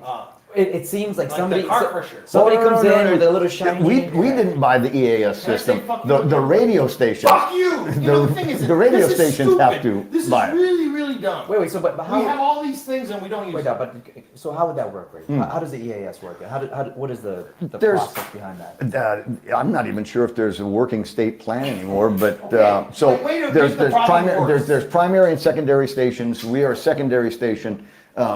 We are the listening station. Ed Poppy and K Stereo are the primary EAS stations. So when an alert gets sent out, it gets sent to them, and that unmutes a box, and then they send a tone. They send. Who's they? Ed Poppy will send a tone. No, okay. but who has to receive Somebody over at Homeland Security, Civil Defense, the governor, A the government president of the United employee, States. A government of Guam employee. So Donald's calling Lou on the EAS. Lou's supposed to get it out for John Ryan. There is- John Ryan's getting paid $150,000 a year. There is a line of communications, and it It works. got broken in a storm that was a banana typhoon. Could have killed us. Could have been 200 miles an hour on top of Guam for like 2 days. Could have been really bad. I'd have to check the record, but I don't believe that we ever received any EAS alerts during the So storm. Ray, solution-minded, right? Yes, go. If Charlie and Jeff perhaps issued an EAS radio or device. Governor Jeff. Governor and Lieutenant Governor, if they issued an EAS device to every home in Guam, would that immediately alleviate the problem? And of course, we had access to that. Well, so it's all dependent on the transmitters, though. I mean, it's nice to have the receiver, but if the radio stations go down, we can't relay the EAS They're message. depending on you. They depend on you to communicate. That's the thing. Everything depends on you. You could have not shown up. You know, there's a guy named John Anderson, right? He used to run a radio station. Yeah. He worked at a place called WXZE in Saipan, which was apparently run by the Department of Interior. Their job was to stay online through the typhoons and then get back up and tell everybody where things go. They were a government radio station and TV station that stayed up. And he was paid to do it, or maybe he just did it because he had nothing else to do. Mhm. But John Anderson, you know him? No, I'm very familiar with They even had He that. fired me. He fired me twice. But you know, Well, that's okay, because I got your job. even, you know, but they also had those radio stations during the war. And We there were- are in a war. That's the whole point. I hate to break it to you guys, but this Pong Song Wa or Sinlaku, whatever the hell that was not a real typhoon. That was a North Korean weather storm. Event. Yes. Mm. That was North Korea trying to take Ray out, and they failed. Yeah. No, but there's technology, we talked about this last year, remember? BitChat by Jeff. Yes, that's right, yeah. So we can implement the mesh network. Yeah. Which will not be reliant on it. Okay, but see, that's a greedy business guy again, right? So you got greedy business It's people. free. No, I know, well, but nothing's free, honey. But you know, the thing is, it's A. So the thing is, Elon Musk wants to sell us a bunch of Starlinks. What do you think? I bought one. Yeah. I bought one. And they sell them at Home Depot. But this is Yeah, you can. There's a new one. It's about the size of a deck of cards. Because that's the No, but I mean, going back to what Andrea's saying is that, but this is the issue that we come up with because we're all coming up with solutions, right? But there is a law or there's a legislative process in place already. So when we bring up things, they're like, well, you can't really do it because this is the way it looks. Then you start looking at it and you're like, well, I've never seen it work. What do we need to do to activate it? And this is where the slow, and all of a sudden the process and that motivation you have to change hits a snag. What's what Dave Sablan was just saying from that very chair. Yeah. No, exactly. So these are the things. These Wear are the you things out, that wear we you need down. to flesh out. And we've been asking, and you No, know, that's about leadership, though. no, right? I mean, It's about not, leadership. but I mean, not to call out, you know, the speaker as well. But you know, Oh, right. about a year ago, you know, these are the things that we were supposed to flesh out. These are the things, and you know, he came back and said, listen, if you look at the dynamics of what we have in place and laws and policies, you know, they're so ancient. Like, you know, where do we start? Well, you know, there's ways to do it right now. I mean, why don't we critically look at the things that we need to flesh out so that the next storm we can activate and do all these things in place? Can't do it because we spent the last year debating on the correct spelling of tomorrow. Yes. That's Thank the you, other Ray. part. That was the point. Back to reality. Way to be the pragmatist. Yeah, and so when we're wasting our time, with dealing with whether we want to do digital or paper copy, when we're posting, we're spending man hours, and our senators are, the bills that are being proposed, are they affecting change, and are they impacting your life? When they're spending hours on digital versus paper, that's a waste of time. Are they enabling business? And are they enabling To business? Jeff's point. Yes. Are they enabling I have business? a comment here, and someone said, Doc, specifically, hilarious. Akimoto wants the government to help a private radio station to prepare for a storm. Yeah, I do. Explain why. I do, because clearly your government doesn't want to help you. Clearly your government just wants to make excuses. Look at all the toys they have to help you. Your government sucks, buddy. I mean, vote for somebody who's going to do a better job. Because the governor of Guam can do a lot of things. One of the most powerful positions in the entire United States government. A lot of it invested in Jeff if he's the governor of Guam. Leadership matters. And when you have leadership in the private sector that's better than what you have in government, give them the resources. It's a thing. Yeah, and that's the thing. I mean, the government can play a critical role, but it's got to be able to sort of loose the the tentacles where they have complete control, because if the radio stations are the ones that are going to mandate these emergency systems, let them do it, support them, but managing the port, they got to get out of managing the port, they got to get out of managing the hospital. So these are the things. Can they have oversight? Absolutely. Can they have control? No. All right, because we obviously have to bring this young man back in the studio or give him his own show. Ray, real quick. Here's the thing that I have my own show. Every morning, 6 o'clock, 93.3, any speaker, anytime. Tomorrow morning, Monday morning. It's tomorrow, I'll be on. Talk about this wonderful adventure that we're having today at Jeff's Pirates Cove. So then maybe you can get Elon on, because he's about to make a lot of money, right? We are coming to the conclusion throughout this entire Micronesia that we can't trust the internet as currently derived, where it's relying on electricity, and somehow Starlink works without electricity, right? It doesn't No, work. I mean, you can. Yeah, you can plug it into the outlet, but if you unplug it from the outlet, it's not going to work anymore. But it takes the wattage of a very small light bulb. It doesn't take a whole lot of electricity. You can run those things on a solar panel. They've got small ones now that you can run on a solar panel. It looks like the days of Docomo and GTA are going away, because if you have Starlink and you're paying $80 a month, right, and you got to put like $300 down just to get a receiver. Starlink doesn't have. I mean, they advertise speeds up to 400 megabaud, right? What do you got? I don't know. Some days at my house it's as low as 30. Some days it's 200. Some days it's not the same. It's not consistent all the time. Okay. And you're traveling So you got from the one. cheap plan. No, I've got the $80 a month plan. Started off as 75 and now it's 80. I thought we got it free. No, 1 month. We got 1 month free. How would from you like Elon. Elon Musk controlling all of that? The entire region. How would you like this one dude, Elon Musk, be in charge of all our communications? You know what? I can't tell you how impressed I am with Elon Musk. He lost money on X, but he lost money on Twitter. But Twitter's a whole bunch better, and it is where free-thinking people go to have communications with each other. It's one of my places where I go to get news. Yeah, it's True Social. Well, I mean, True Social is Donald Trump's, but he reposts his stuff, True Social stuff, on Twitter, on X, because he recognizes that there's a whole lot of people on that platform. So I'm okay with what he's doing there. The Starlink conversation has become a great equalizer, but it's not. Some people want a hard line to their house. I think GTA's got fiber to the house now. I know IT&E has got their network. And I can't remember the name of it right now. And Docomo has been working very, very hard to harden their systems as well to provide a locked in bandwidth. Well, and the other thing about Starlink, people think I could use that to carry my signal from the radio station studios up to the transmitter at channel 10. But it will also drop out. If you look at your Starlink, if you look at the Starlink app, it'll tell you how many times it went out today. And there might be little small, tiny milliseconds. What's that? Docomo won't tell you that. I'm sure there's a way that you There's a can way you meter could. systems. Your brain would blow up if they didn't. What makes it drop? Is it the Guam power, or is it? No, it's just the difference between. Atmospheric, we're moving. I'm trying to remember whether the satellites move or we move, but we're going from. It's like going from one cell tower to another one. If I understand it correctly. The point is, it's not perfect, and that too can go down. And then again, we'd be back into the ice age. We had, do you remember about a year and a half ago, we went through one of these geomagnetic storms from the sun. A solar cloud came out. Supposedly. Yeah. Well, no. That was from China. China.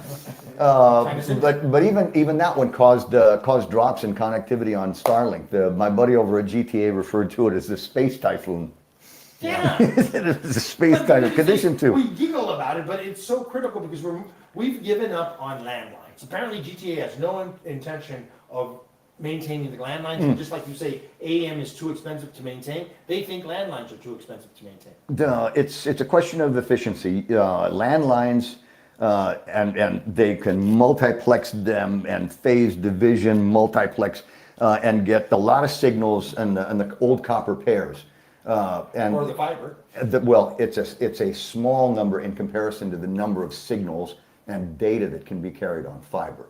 So it's a business decision.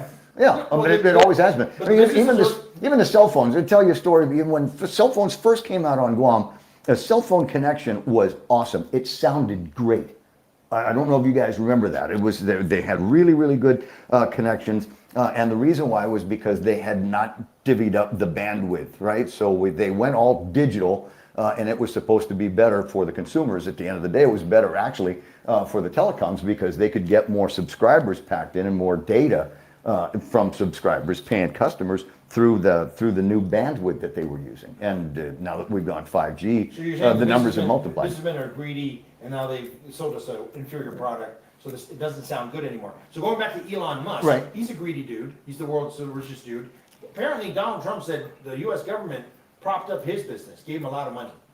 Did it? That's what Donald said.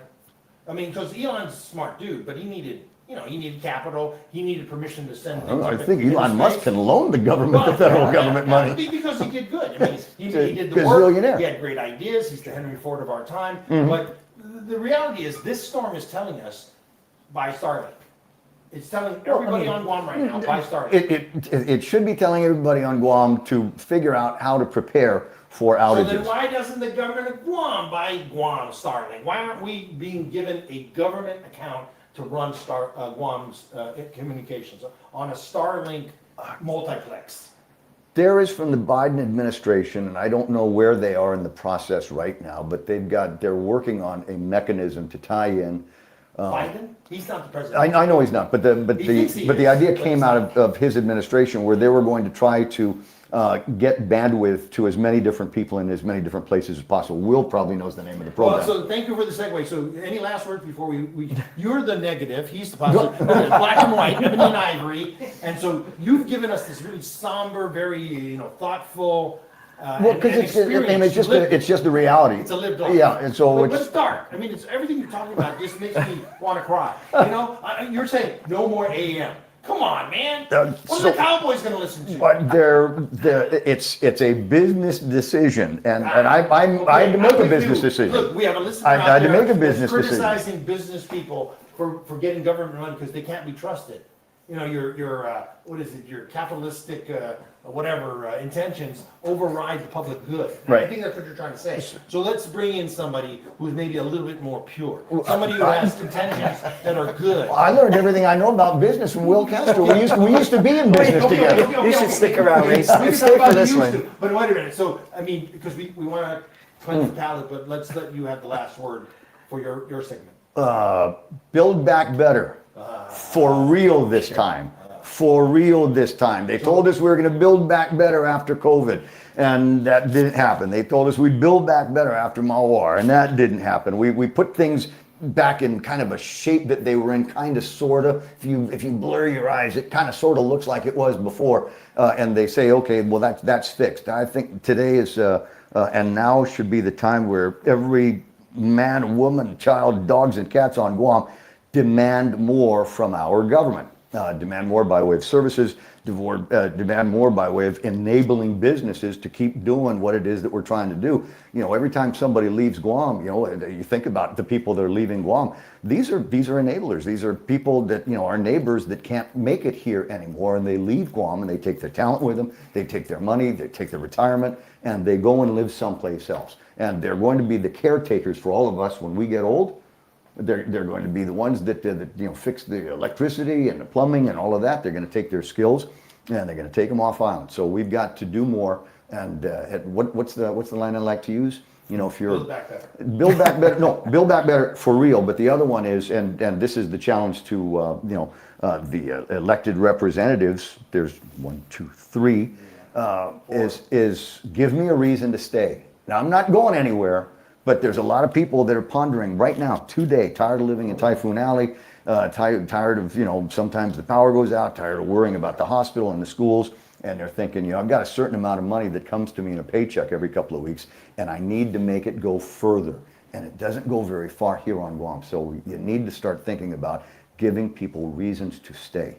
And constantly have to buy a new microwave because of the surge, the equipment, appliances that we have at home. I mean, I had to throw a bunch of stuff away now. Even here, we've had major problems with refrigeration because of the in and out of power, plus the typhoon and going from generator back to island power. And we need to really harden up the island. Yeah, I mean, and people that can barely afford it, they finally got a new refrigerator after Mawar, and now it's gone. Surge protectors on everything. But even surge protectors, it only goes to they go right through. All the darkness aside, let's bring a little bit of levity to the room.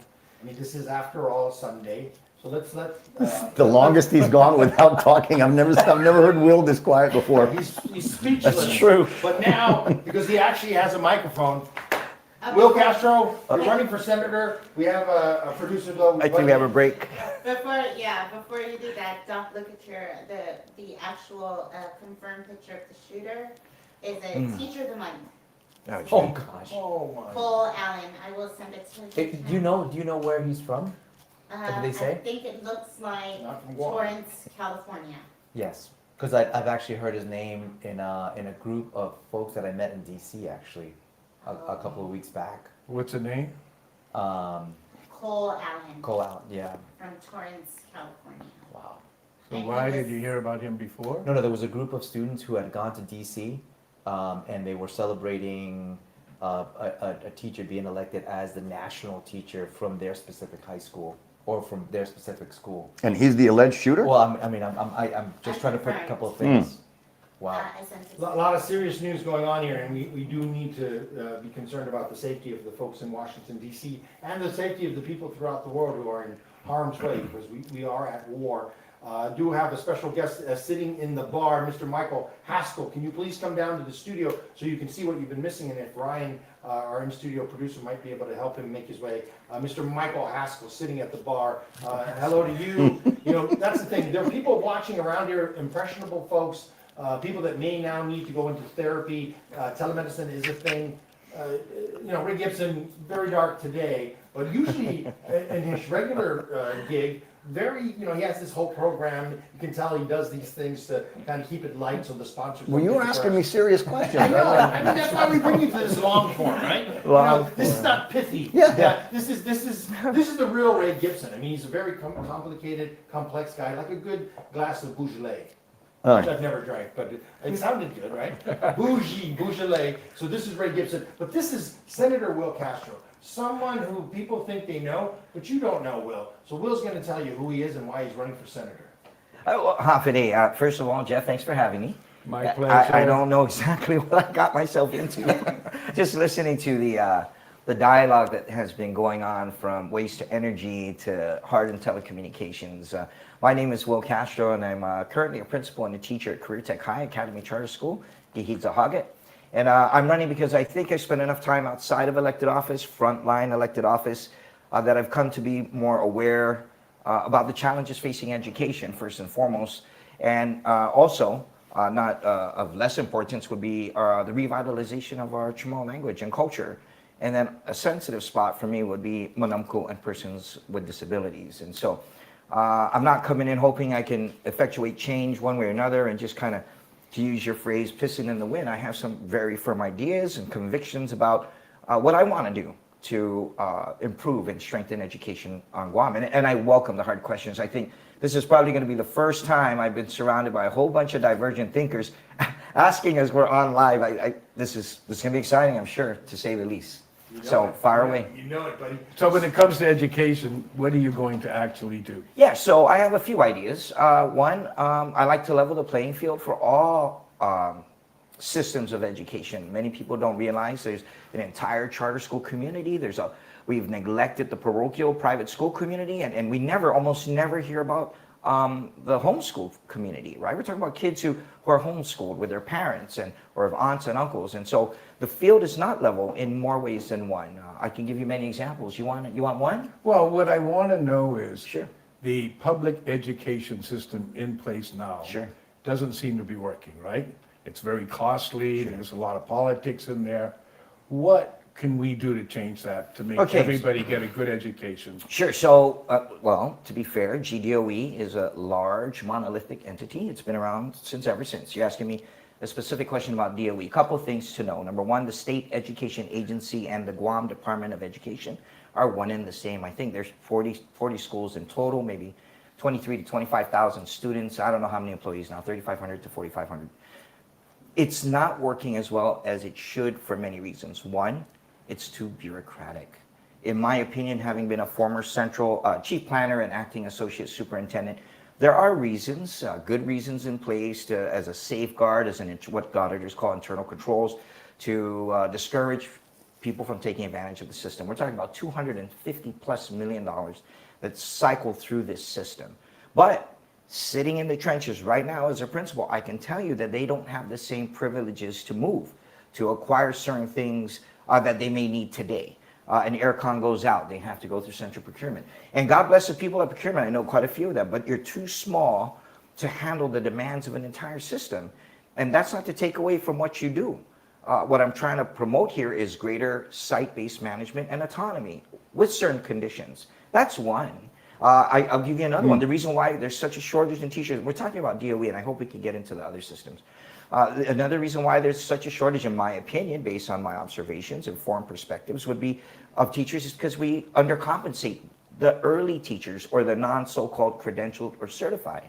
I think that's a good debate we're going to have, but notwithstanding that, I think one of my first pieces of legislation would be to introduce higher wage and compensation for entry-level teachers. Imagine walking in with an Ivy League master's degree and being compensated at emergency teacher rate pay, which is a substitute teacher. How much? I don't know what it is now, 29, 30? It's hogwash. No. Someone with a master's can go to DOE, and because you're not a certified teacher, you're going to get paid a substitute teacher pay. I mean, I may be a little off, but I'm not exaggerating.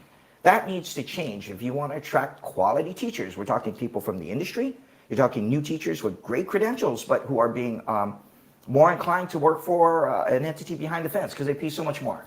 Then you got to compete like any marketplace. So why do you think that there's no transparency in GDOE? And the reason why I say, and let me frame this up, is that you being a principal now, you know the data behind all your students. I do. You know what grades are doing well, you know what teachers are performing, you know what kids are learning in a faster way, you know the data behind that.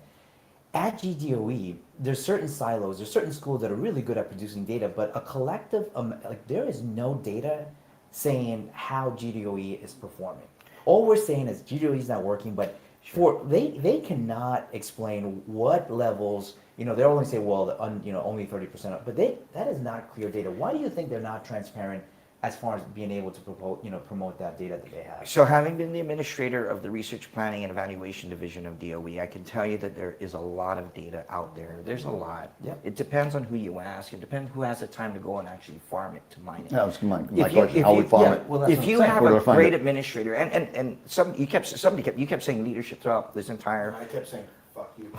that's number 4, 5. Yeah. But leadership, and there are great leaders out there in the schools and in the divisions. If you ask the right questions, you should be able to get it because they're required to send those upstream, so to speak, right? Some principals can tell you from memory, some may have to go in and tell you things like persistence rates. And that's a rate when you go from 9th to 10th to 11th to 12th, or graduation rates. But collectively, why doesn't GOE have a dashboard that the public can see and we can say, okay, press a button, they're saying every single kid has, why is the collective, Where is that? I mean, why should I have to go in mine and have to ask, you know, the divisions, like, why isn't this data available for us to see exactly what's going on in the schools? Not to take anything away from Dr. Wampat, but I can tell you it's not the first time I've heard it.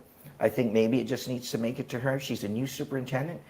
For someone who's been in the system for so long and been outside of it and at many levels at the executive branch. Former speaker? Yeah, a former speaker. She's actually very open to new ideas. Believe it or not, I had 3 or 4 conversations about things that would change the paradigm from an outsider coming into the system. So I wouldn't be surprised if she's developing it. But yes, that's a great tool. I would like to see it implemented. As a matter of fact, I hope they do. The consensus right now within the GDO system about the new superintendent is the fact that she is not listening to the people that are actually in the front lines. They are making decisions, not even discussing with the individual schools. They're making decisions between 2 or 3 people are making decisions for schools to, you know, come together or whatever they're doing. But these decisions that are being made with the current leadership, this is just what I'm hearing from the ground level folks saying that we've never had an opportunity to express what we think is right for our school. And these decisions are being made by 2 or 3 people within that little, you know, circle of trust. And this is the issue that we run into with a lot of the different agencies. Well, just remember, there's also a board. And the board, There's the Board of Education, and they don't always see eye to eye. And historically, there has been marked division between the board and their recommendations and their desires.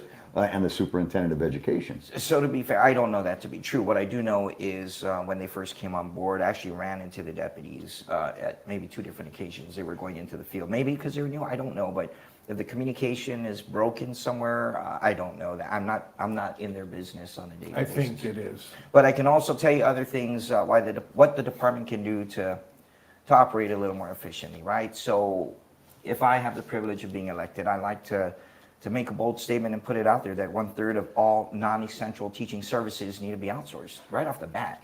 And that's not to, again, it's not taking anything away from the administrative support services that exist. What I am proposing is that those not central to teaching and learning, and not just coming from an educator, a practicing educator as well, okay? If it's not central, outsource it, because you can unilaterally terminate for cause when the service is not being provided in a way that satisfies you. We outsource a lot of our services. We use contractuals in the charter school system, and it served us well. Now, maybe I'll get pinched in the audit because I didn't go out and wait and have 3 quotes or RFP it properly, but under a certain amount, I can do certain things. I can get my grass cut for a certain amount of money. I can insource things and add additional compensation because I have that latitude. But what happens when people lose zeal? When they feel that they can't operate or don't have to operate? They don't have to operate. I was there. I was a classified employee. Okay, so when you feel you don't have to operate, this classification system works for a reason. Certain union agreements and provisions of those agreements are designed to protect the employee from being abused. But what about the employee who doesn't take the initiative to do the right thing? Now, this is not specific to DOE. This is everywhere, throughout the government and even in the private sector. The difference is how we deal with it, Jeff. You know that, you're private sector people. In the charters, it's like that. We're looking for that kind of employee who takes the initiative to be there for your kids on a paddling day. Yes, we don't pay you to go to a meet, or we'd be bankrupt to go to a basketball game or a paddling meet. But those who do, we love you more because the kids depend on that moral support. And I want to touch a little bit about hardening your telecommunications infrastructure. This was a great lesson as a principal that I'm going to push for the hardening of schools. Forgive me if I don't touch it in the home front, okay? I have a different opinion on some of that. But hardening the schools should be essential because second from their home, where do families congregate? Who do you rely upon? You rely upon the school. I opened my school as soon as it was safe. I didn't have island power. God was great, and the teams that put power together in the Hoggett, greater Hoggett area, thank you, and God bless you, GPA and the mayor of Hoggett and the vice mayor. But we were prepared to conduct business operations without island power, which means we were able to open the windows and the doors like we did when I was in middle school. And when I went to public school all my life, notwithstanding, I don't know who was commenting that I may have been raised with privilege, but we can even define that further. I don't know, you're smooth and all this was off-camera stuff, right? My gosh, and they didn't tell you. Anyway, so I'm the son of by the way, as an aside, I'm the son of a customs officer and a full-time homemaker. I grew up in a low middle-class family, and we were happy and we're doing fine, and my kids are doing great, thanks to my parents upbringing in a very conservative family home with traditional Chamorro values. But back to my point, we can learn with the doors open and the windows open within reason. And I even extended the privilege for the kids to stay home with the parental consent or guardian consent if you are uncomfortable. But learning must continue regardless of where you're at. And now, looking at the 39th, and once you get elected, it's a drastic change, right? I mean, almost, if you look at everybody's almost getting wiped out of the 38th, right? I mean, it's flushing sound. So I mean, you do come with a background, right? And you've been in leadership positions within government. You've also been a chief of staff. I mean, you've seen both ends, from a policy, from receiving the hits, frontline, executing. But now, I mean, going into a potential 39th where a lot of the folks are going to be fresh new faces.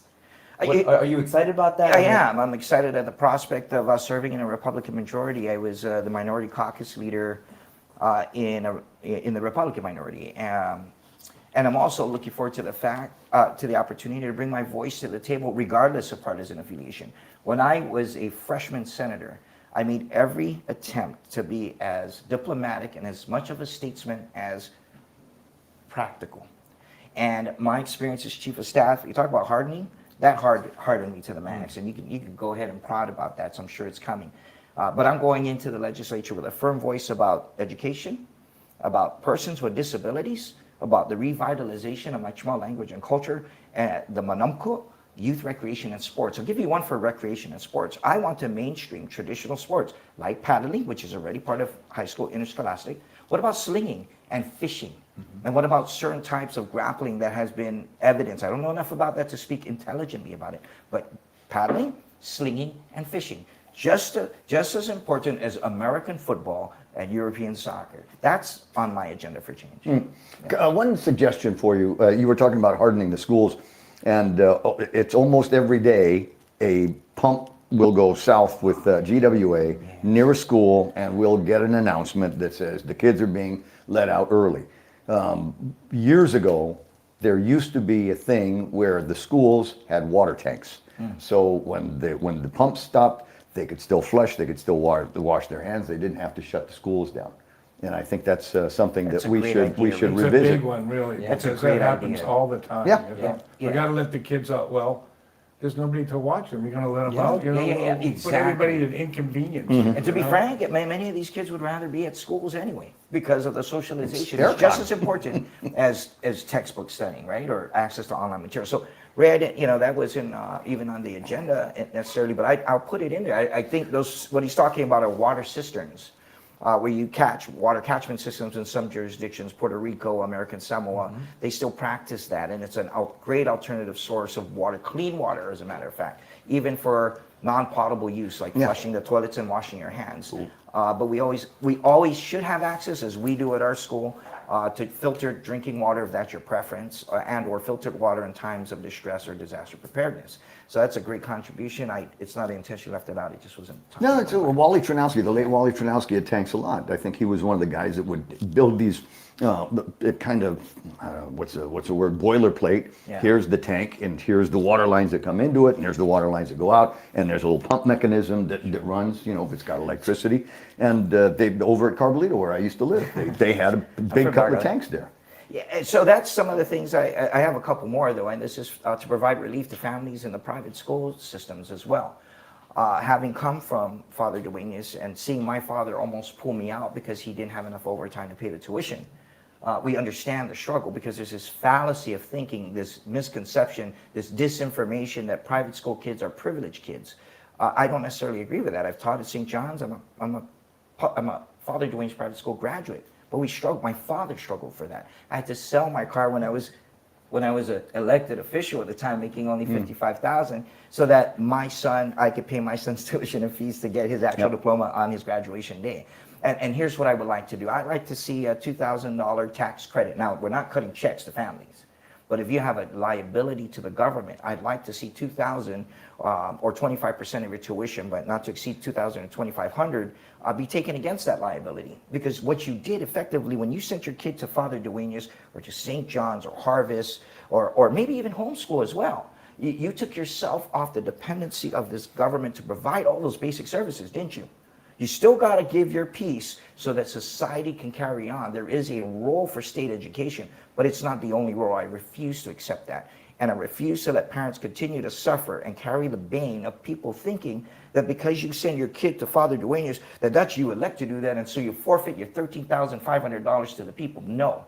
I would love to see a tax credit. I also want to introduce a bill that doesn't exist in this fashion, where you get a dollar for dollar credit up to a certain amount if you donate to the schools. Not to DOE or the foundation, to the school directly. And by the way, teachers, educators, defined loosely right now as principals, administrators, teachers in the classrooms, and or certain types of aides. Another $2,000 tax reprieve, because we spend a lot of money, believe it or not, for those kids who can't eat. We know who they are. Or we buy our own chalk. Yeah, we still use some chalk. We used to use some dry erase board markers. We still paint our own schools.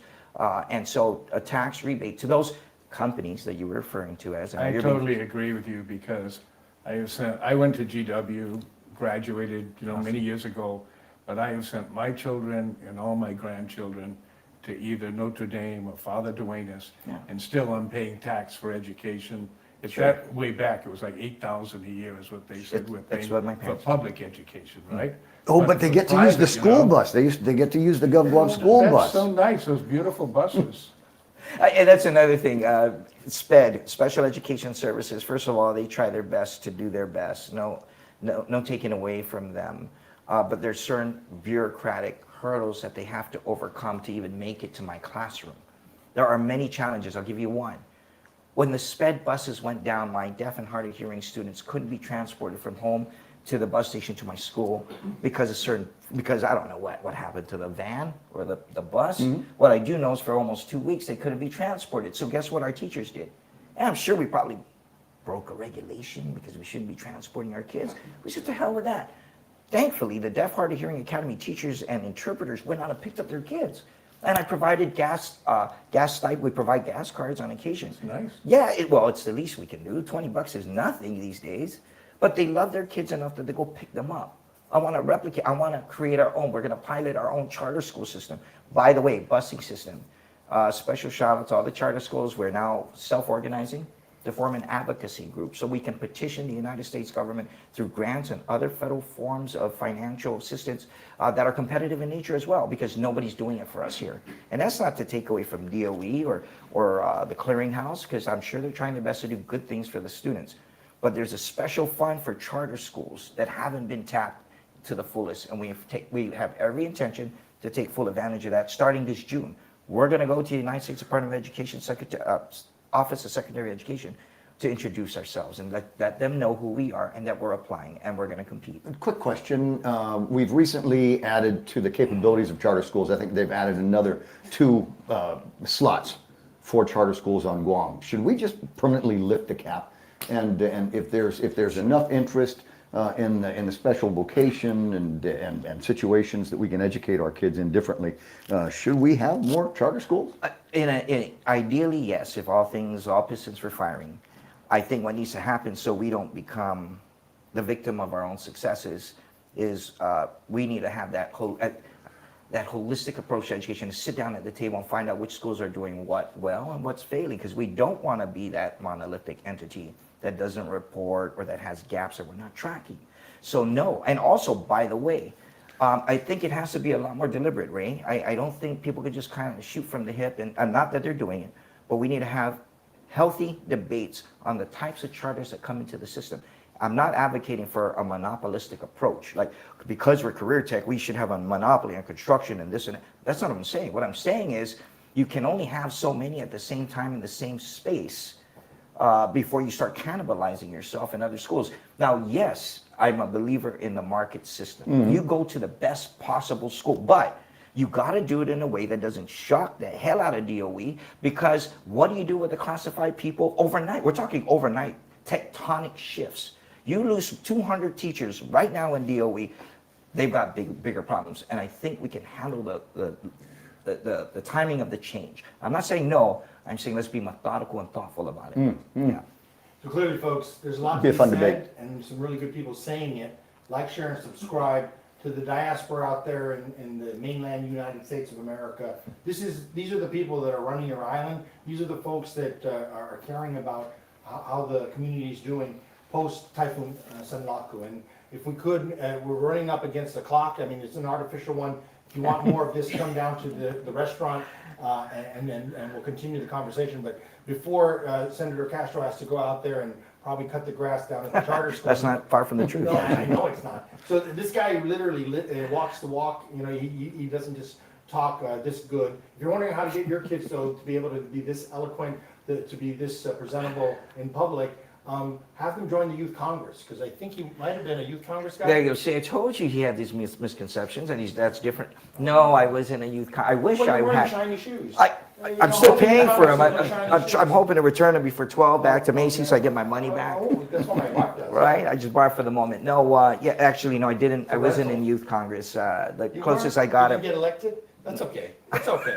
Yeah, I've lost 2 elections, and that wasn't one of them. Okay, but anyway, he took the place of our original guest, was the Vice Speaker of the Youth Congress. So shout out to Trevin. Thanks for. Thank you for making room for me. Yeah, thanks for that. I mean, you know, when he grows up, he wants to be just like you. Trevin's going to bring in the youth voice, because our producer says, you know, we got too many old guys on the show, and we're going to do better. But I think you're pretty good, right? So can we just make one, maybe, because you're sunshine, like I said. But you are also Saipan, right? Go for it. More than most people, you understand the pain and suffering going on in that community, which, Sure. as tough as the things are for us here in business, I mean, let's face it, we are way better than, the economy on Guam is way better than the one in Saipan, which just got flattened.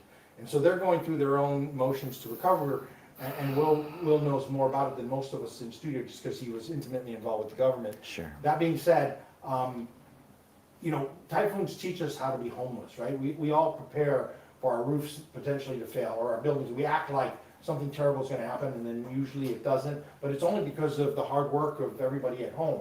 But there are some times when either nature or just bad fortune comes upon our families, and we lose everything, right? And in Saipan, many people have lost everything. And even here, we had over 700 people. You know, a lot of families had to seek shelter because their homes weren't safe. There's a lot of homeless people on Guam. There's a lot of folks, a lot of kids who don't have parents because their parents are in jail. Just a lot of suffering, right? A lot of things that you. And so there's the idea that then there's the have-nots and the haves. And a lot of people running for office are being labeled with this. You know, you've had it easy. Jeff makes it really clear that he didn't have it easy from the day he arrived on Guam with one leg, because he had broken his leg. So Jeff's never had it easy, even when he was getting beat up at the bus stop in Agate or Santa Rita, wherever the hell he was going to school. But this young man who everybody's impressed with now, and vote for Will Castro for senator. Hey, you know what's going to happen if they vote for Will? They can't vote for Can't you. vote for They you. can't vote for me. Vote for me in the general election. Yeah, let's go to the general election that Don't fast, contaminate you it. know. Yeah. One choice. Don't. You know, this is the Charlie and me. Yeah, so you guys look it up in the election commission, but going back to Will, can you speak to being homeless? Yeah, well, thanks. So, well, I don't know if I should be thankful for the opportunity, but thank you for drawing attention to the realities of our lives. So, as I mentioned, I'm the son of a customs officer and a full-time homemaker. I grew up in a wooden tin home. In the outside, if you lived in Barragata and passed by my house, it looks cement, but that's what you call a cement facade, right? When you use the screen and they put the plaster. But when the house burned down after 16 and a half years that my father built with his bare hands, I experienced what it was like to be homeless for quite a bit. And it was during the strings of the 5 super typhoons, right out of FD.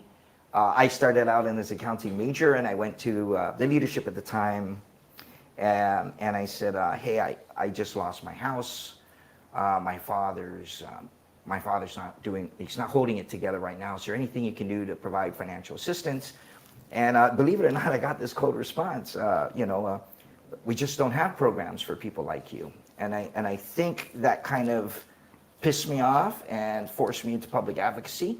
And I started a student organization called E40, and with the sole purpose of providing general assistance and humanitarian aid to people like me, but for programs that didn't exist for people like me. And so when I was teaching and when I was a senator, I was very sensitive to home fires, because people are so comfortable in their lives that you can drive right by a plume of smoke and not think twice that an entire family has been wiped out. We lost almost everything. I don't have a single photo of me since childhood after high school. And so the trauma associated with that really develops character. And I'm not asking for you to hear me so that you can give me your pity, more than it would shed a different perspective on how you may see me as a person, and not coming from a theoretical, very articulate, theoretical background on what it might be to suffer. Every one of us has gone through some type of suffering. That was just one of those things.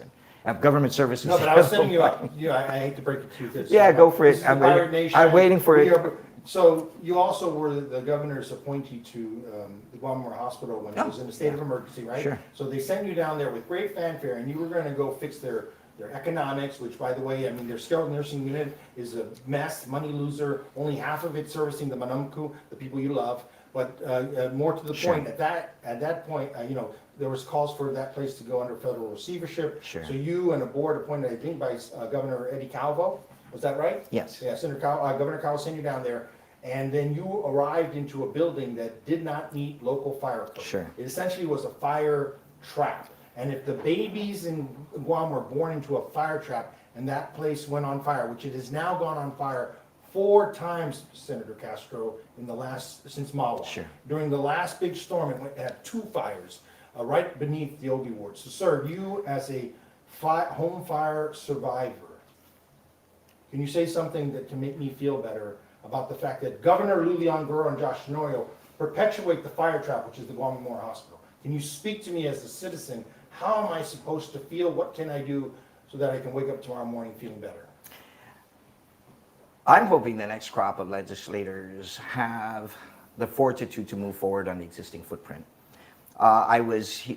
Akimoto is correct. I was appointed by Governor Calvo to serve as an outside person looking in and come up with a corrective action plan that would help address some of the issues facing GMH at the time. The prevailing issue at the time was the perennial $23.5 million of liabilities or cash shortfall. And there are many reasons for that. We can have a whole show on that. And I'm not an expert, but I can share what little I learned just as a layperson. What I can assure the people of Guam is that there's a strategic plan. There are multiple master plans from administrations past. And I think the one that the hospital had at the time was a good one.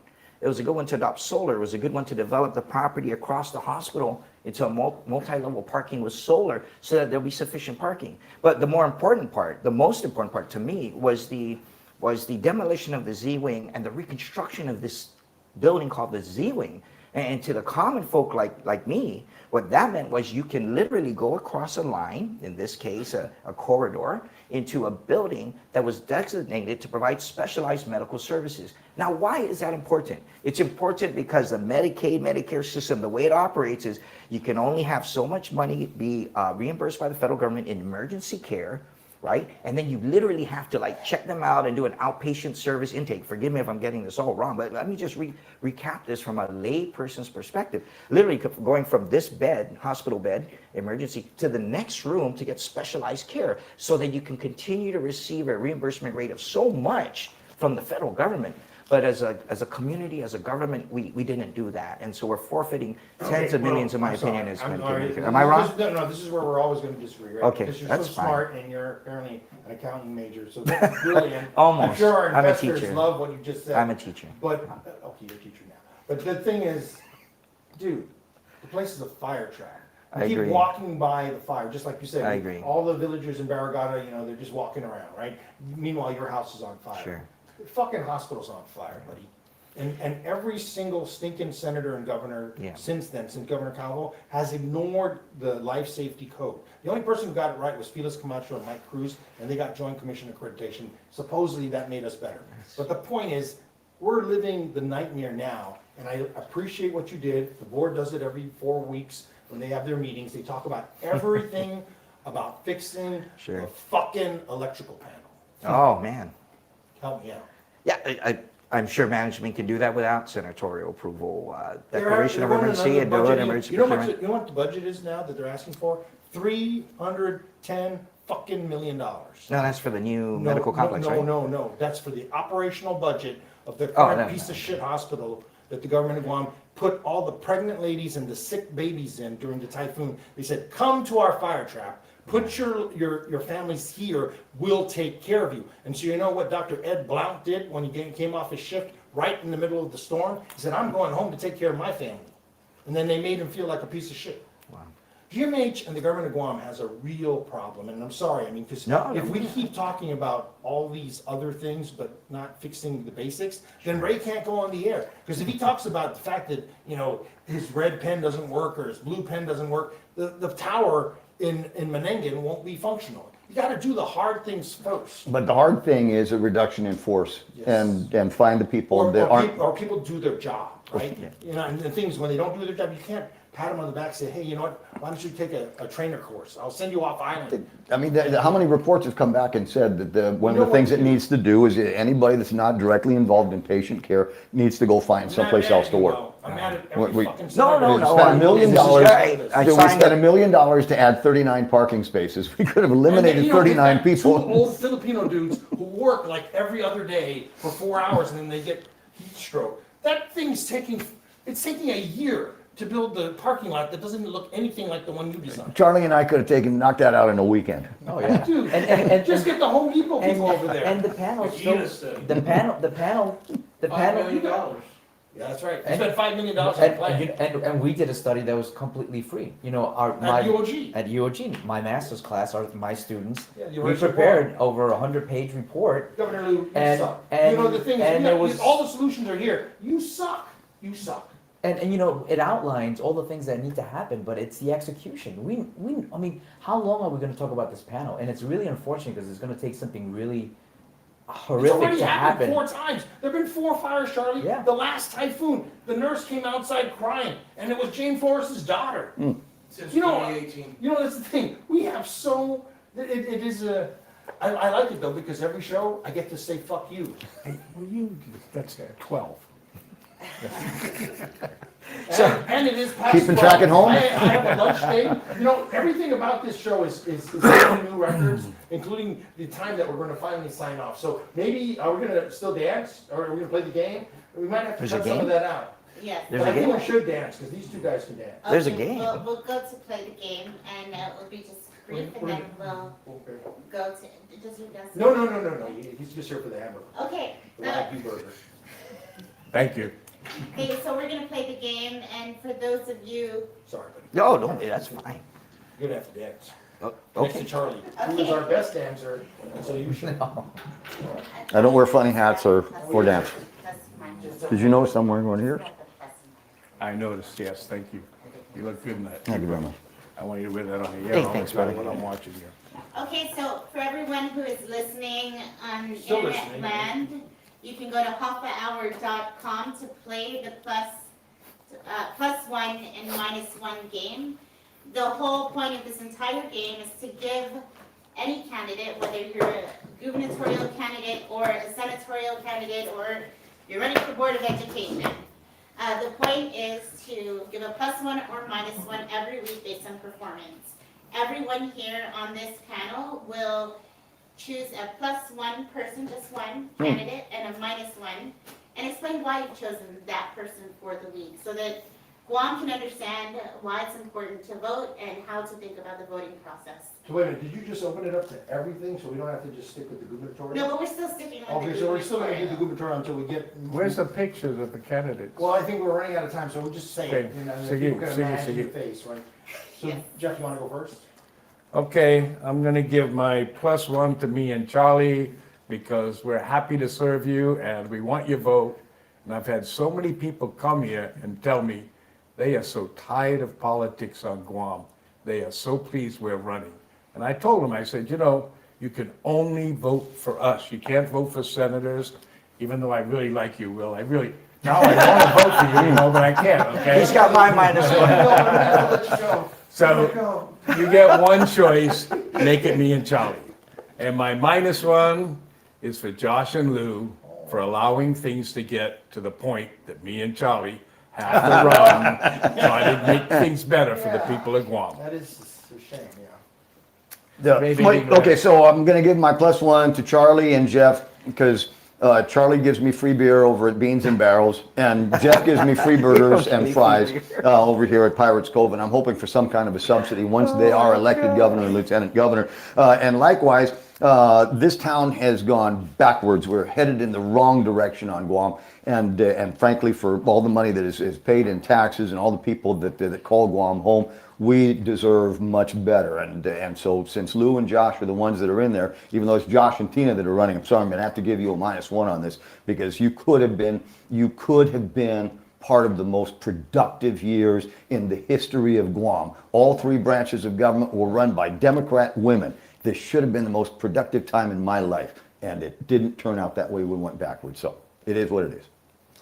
All right, this one I'm gonna have to split, obviously for myself and Jeff, but we do have to give some credit for Therese and Sabina. They were able to get all the signatures within in a matter of days. So whether they were planning ahead of time and not let us know that they were gonna run. Yeah. So you did a great job on getting everything done within the allotted time that you had. So that's +1. My negative still goes on to Senator Joe. Nothing has come out on the minimum wage and what he wants to do with that, and he has proposed several bills, but still waiting for more information because I don't think that proposing the bill was the right thing to do. Unnecessary. Unnecessary. My turn? Yes, sir. My +1 goes out to the elected officials and leaders who went to at least one interscholastic sport game, whether it was paddling or beach volleyball or pickleball. I have several examples. Senator Toniana, thank you for going to pickleball. That was great to see you. Someone sent me a picture. My -1 is to all the politicians who talk a lot of game, who haven't stepped foot on the court, not once, to watch our kids or my kids perform in front of their parents and the entire community, making a difference for themselves. So to all the politicians who talk big game but haven't been to one interscholastic sport, shame on you. My -1 is to Lou and Josh. I mean, this is your second super typhoon, and this was a banana typhoon. The real damage happened to our neighbors to the north, and thank you for at least offering to help them. Now, do better than what you do here, because a lot of times you promise us the moon and you give us nothing. So if you're going to go down to Saipan and bless them with your platitudes, you also need to help them out. And we already see other candidates doing that. I haven't heard anything about Josh and Tina or Joe San Augustine and Santa Claus bringing any relief to the people of Saipan and the CNMI. So we hope that Josh and Lou will find a different way to be productive in the last couple of months of their term. My +1 is to Jeff and Charlie. I mean, these guys are really working hard, and they're really putting their entire lives and their careers on the line. They've opened up their stores for you to come down and meet with them, find out why they seriously are doing this. This is not an April Fool's joke. We are definitely supporting an independent gubernatorial team that will do a lot of the things that Lou and Josh said they couldn't do, wouldn't do, haven't done. So if you think Jeff is just a pretty face, this dude has some really big ideas on how to run the government of Guam. And if Jesse Ventura can do it in Minnesota, if Arnold Schwarzenegger can do it in California, then I think Jeff Pleadwell, Charlie Hermosa definitely can do it in the territory of Guam. And I'm pretty sure Donald Trump's going to support what they're doing. Well, he likes pirates now, Yes, right. It's part of the pirate nation. He's been called a pirate by the Iranians. We are legion. Okay, the biggest question on everyone's mind. Have you guys all heard the song? And are you ready to dance? Any important comments though? I haven't heard the song. Okay, thank you, Charlie. Yes. Thank you. We have Katrina. Hi, Katrina. She says, she said no to Will Castro. I think Will Castro has some bad baggage. Let's not be misogynistic. Is that girl from Saipan? Yeah. Sorry, Will. Sorry, Will. No, we try to tell them not to watch. We put it's transparent. That's so, okay. And actually, Katrina would be the best person for you to talk to. Absolutely. No, sometimes it's better just to... No, she doesn't really want you to talk. She just wants a hug. Okay, and then need a lecture. We actually have a lot of people in the comments. They were actually going, Steve Lazama said, all of it, or Steve Amagwin said all of it, and they should stop using our schools as shelters, build an enclosed gymnasium, possibly equivalent to a fallout shelter, and can be used as shelters during the storm. We also had Johnny Utah back and forth talking about the actual event live at the presidential shooting. So there's a lot of actual comments in the feed. So. All right, pay attention. Go online, right? We've got several platforms where people can interact, and then throughout the week we're having important shows. The Pirate Nation is live, and throughout this campaign we will be in your face, and we want to hear your voice about what matters to you in our territory. Yes, and whoever wants to help join the Pirate Nation, we don't care where you sit or who you support. You can fill out that form, scan the code, and if you saw someone on this panel today that you really resonate with, reach out to them. They're all open. They will get back to you. And don't forget to come down today. Yes. Yes. What's happening today, Jeff? Well, I don't even know what time it is. She took my phone. It's almost Anytime, almost 1 to 3. I mean, we're gonna sign petitions, and if you come down, I'll buy you a burger. I didn't put out a buffet today because, you know, I just like to take care of you personally. All right. All right. Okay, so we're gonna play Dance It Out. You ready to dance, everybody? Dance monkeys. So we signed up a dance. Entire place. Yeah. Was this a theme song? Okay, clearly, you won't show up to any show, even if you didn't watch what we do. But that's okay, well. There we go. You're gonna have your own damn show. Welcome to Hafa Hour, Guam Unfiltered. Ahoy! Ahoy! Aye! Oh, for a die Guam, hear that I come alive. From just Pirates Cove, we sailing for what's right. Captain Jeffrey P. will keep the compass true. Andrea on the map. One direction coming through. Things with the signal, save our start up loud. Doc Akimoto on deck, AMC proud. Leaning close, let the real talk run. How good to man. Everybody has one. No wish on this ship, no fear in our eyes. Raise the sails to the truth, watch the whole place rise. Guam Unfiltered. Keep dancing. Hafa Hour, Guam Unfiltered. Ahoy, sing it up. One source for true seeker, yeah, we believe it. Hafa Hour, Guam Unfiltered. Everybody now, Guam Unfiltered. They go to Santa Rita, in Alohan too. Talo Fofo in the reading. This one's for you. Don Farrell in the room. Charlie Hermosa near. We ask real questions, make it crystal clear. Tenorio Calvo Ada Camacho names in the race. No banners on this deck, just truth to face. Independent pirate party, stand firm, stand tall. Continue to continue, answer the call. Clap, clap, lean in close. Let the real talk run. I got ya to 2 months, everybody has one. No hush on the ship, no fear in our eyes. Raise the sails to the truth, watch the whole place rise. Right on. On the mic? No. Yeah, so those out there in the city mind, willing to bring it up para todos anos. Unayan su ánimo, right? Ahoy, sing it, don't filter it. Guam sauce for true seekers, yeah, we deliver it. Guam Unfiltered. Everybody now, Unfiltered. White ladies bridge when the night wind blow. Truth don't scare when the truth must show. Chief got out and Matapang strength we carry us. Arena in the tight scene, Guam sing along. Continue to continue. Independent pirate party. Hafa Hour, Guam Unfiltered. A teacher shot at the president? There's a press guy, yeah. Press dinner. I did last Friday. Last Friday. I don't know, still don't know. Wait. Wait, you know what? Got to mention, Will's having a fundraiser as well. Oh, yeah. What is it? Oh, man, if they've never been to Las Vegas, go May 7th, 6 p.m. It's only $10.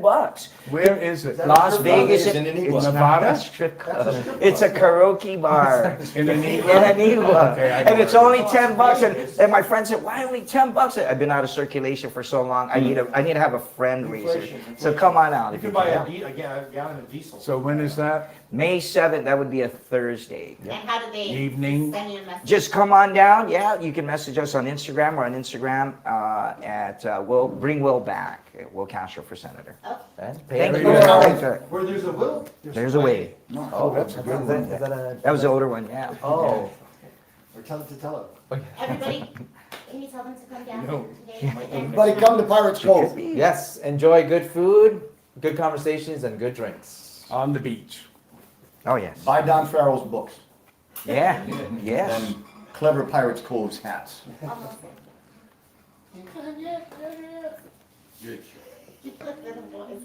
was fun. That was a hot show. Great show. Thank you for coming. That was hot, boy. Earlier you missed out. Way Crazy. That was Shake fun. hands. It's a great platform.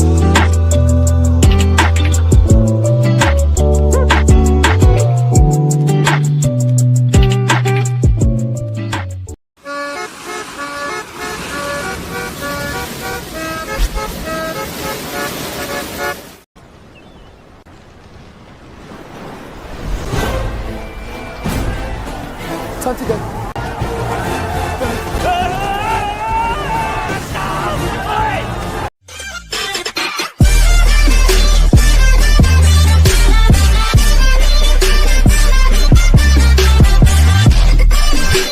A few moments later. 10, 9, 8, 7, 6, 5, 4, 3, 2, 1.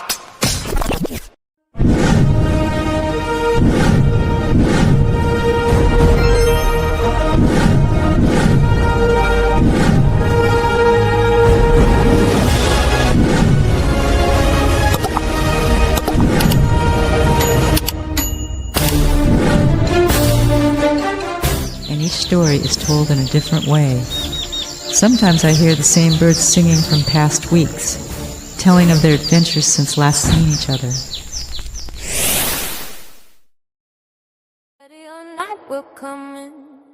Hafa Hour, Guam Unfiltered. Ahoy! Ahoy! Aye! Oh, for a die Guam. Hear that I come alive from just Pirates Cove, we sailing for what's right. Captain Jeffrey Pigwell keep the compass true. Andrea on the map, Guam directory coming through. Tigs with the signal, save our startup loud. Doc Akimoto on deck, AMC proud. Leaning close, let the real talk run. Ha good nya to man, everybody has one. No wish on this ship, no fear in our eyes. Raise the sails to the truth, watch the whole place rise. Hafa Hour, Guam Unfiltered. Hafa Hour, Guam Unfiltered. Ahoy, ahoy, sing it unfiltered. Guam source for true seeker, yeah, we deliver. Hafa Hour, Guam Unfiltered. Everybody now, Guam Unfiltered. They do to Santa Rita, in Alohan too, Talo Fofo in the reading. This one's for you, Don Farrell in the room, Charlie Hermosa near. We ask real questions, make it crystal clear. Tenorio Calvo Ada, Camacho names in the race. No banners on this deck, just truth to face. Independent pirate party, stand firm, stand tall. Continue to continue, answer the call. Clap, clap, lean in close, let the real talk run. Hagotnya to 2 months, everybody has one. No hush on the ship, no fear in our eyes. Raise the sails to the truth, watch the whole place rise.